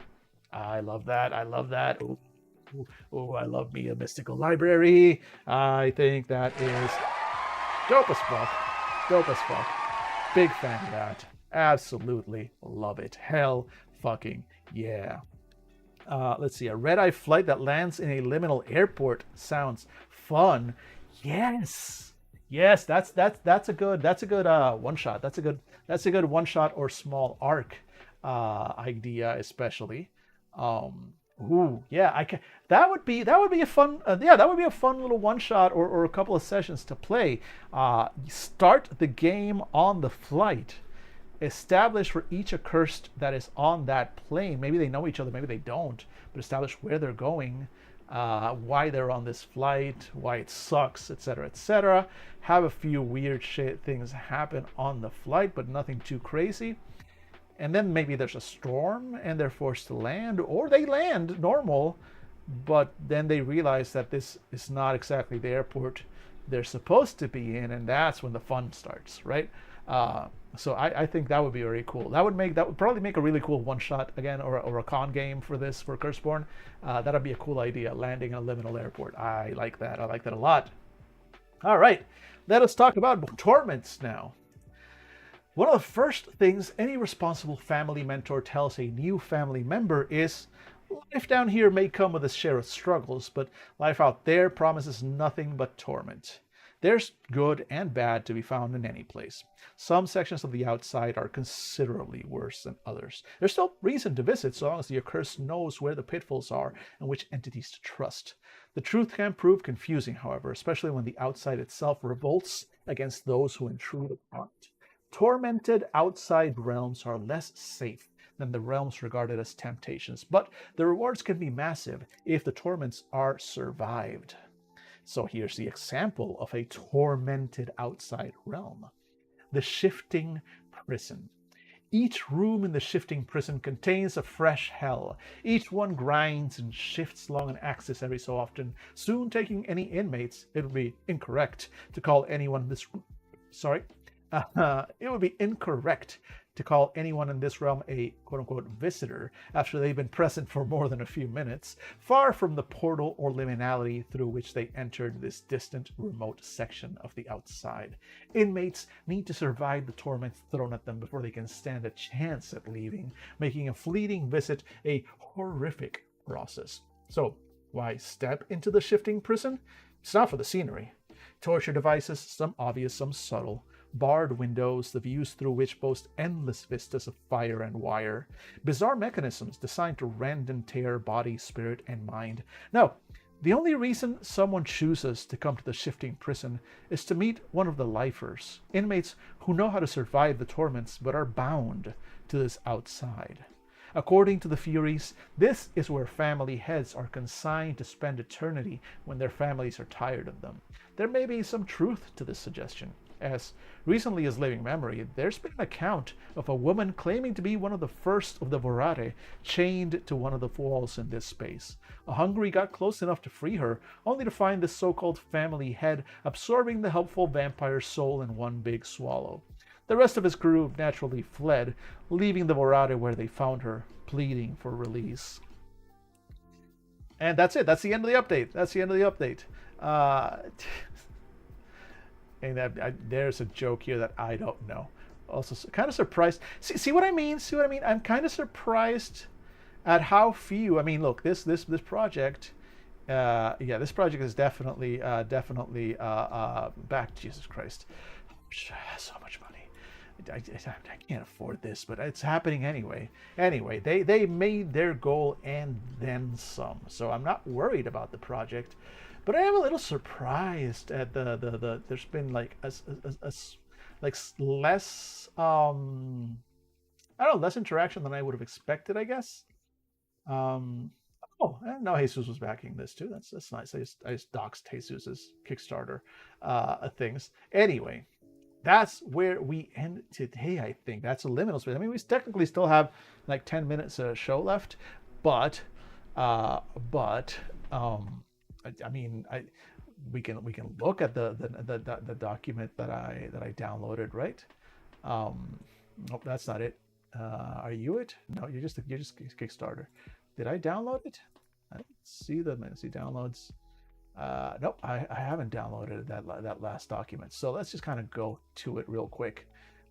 See updates, and just go ahead and grab that Primals document, which should be Curseborne. That's the blog. There's the draft. There we go. Let's just go ahead and grab that real quick. Here we go. The Primal. Yeah, look at that. That's just some stupid werewolves. All right, I'm terrified. Oh my God, this is what we're going to be doing next week. Let's just download that real quick, and then just kind of save it here with the rest of them. And then just go ahead and switch on over to my PDF reader and then open that. Just have it ready for us. Let's see here. Where are we? Open computer, Curseborne, and then there we go. And haha, ready for it. Note to self: bring the seatbelts for next week. Yeah. I am. Oh boy. We are going to have a good time. I suspect that I will have a rant or two to go with. I'm seeing already so 8 hands. Those are the spider people, if I remember correctly. So that's cool. The Get of Laika, the Hides, the Raptors, the Spawn of Vodnik. Oh, I mean, the good thing about this is that this is, even though the first thing we're seeing is of course werewolves, because yeah, I know, werewolves, everybody loves werewolves, blah blah blah. But this is more like changing breeds. This is more like changing breeds, right? You've got the different beast types. You got like spiders and dog or wolf, domestic cat or panther for the sphinx, or house spiders, or large redback spider for the 8 hands. So it's more like changing breeds. You don't have to be a wolf. You can be a different type of shifter. They're all getting first citizen rights, because that was the other problem. Like, changing breeds is cool, but also like, they were all like, oh, they're basically dead and impossible to find, etc., etc., etc. So here's hoping next week we are pleasantly surprised in Curseborne and the primal lineage. But in the meantime, for tomorrow will be Friday, and there's our schedule. So go ahead and set your time apart, because tomorrow, friends, and thank you Phoenix, I will do my best to try not to fall into any liminal spaces, but I was actually thinking of going for a little walkie walk after this, so no promises. If I'm on stream tomorrow 2 p.m., I will in fact have returned from a liminal space, or I will have found a way to stream from a liminal space. Either one is an exciting possibility. But either way, tomorrow's stream, as usual, will be a game creation stream. We are looking at my version of Crafters, and I'm looking forward to hopefully getting a little bit of feedback on those and creating some of the new systems. And I'd love to get ideas and feedback from folks as we work on that tomorrow. But it'll be a chill stream as we just kind of hang out and figure out some gaming stuff, and just just good vibes all around as we end the week on a Friday. But with that in mind, thank you as always so much for hanging out with me, folks. I appreciate this. I'm so lonely. No, I mean, yes, but no. But I do appreciate getting to hang out with folks in the afternoons. It's just our cozy little crowd here as we look at this nerd shit, because we are nerds, and this is what we do. It's what we do. So with that in mind, let me go ahead and take us back out to, yep, there we go. That's the one. Take us back out to here. And folks, thank you so much for hanging out. I hope you have an amazing evening, morning, happy time zone, as always. I will make no promises of when I'll be back other than tomorrow. I always end these streams going like, I'm probably gonna do some video gaming tonight, and I'm gonna want to stream that, and then I don't, and I'm gonna be, this time I know for a fact that I won't be, because Metaphor Refantasia is so fucking good, and I'm sorry, y'all don't get to have my Metaphor Refantasia. That one's for me. But I am going to check out that game. I was told about a game called Life Eater, and I have it open in another tab, so I'm going to check that out. If that's cool, I might be, I definitely this weekend will be on stream at least once. Might not be my stream, but I will be on Sunday streaming and being a little vampire dude. But Saturday, I don't think the gang is getting together. October's been weird, so I don't think we're going to be getting together to record, which means I will probably be doing a casual gaming stream on Saturday at some point. So keep an eye out for that. Otherwise, folks, have a great one. Have a good evening as well for all of you. And yes, exactly. Give your furry friends always all the pets. I've got, oh my God, look at her. She's right there. Oh my God. Okay, I'm going to go pet my cat now. Y'all have fun, and I will see you all tomorrow. Bye-bye.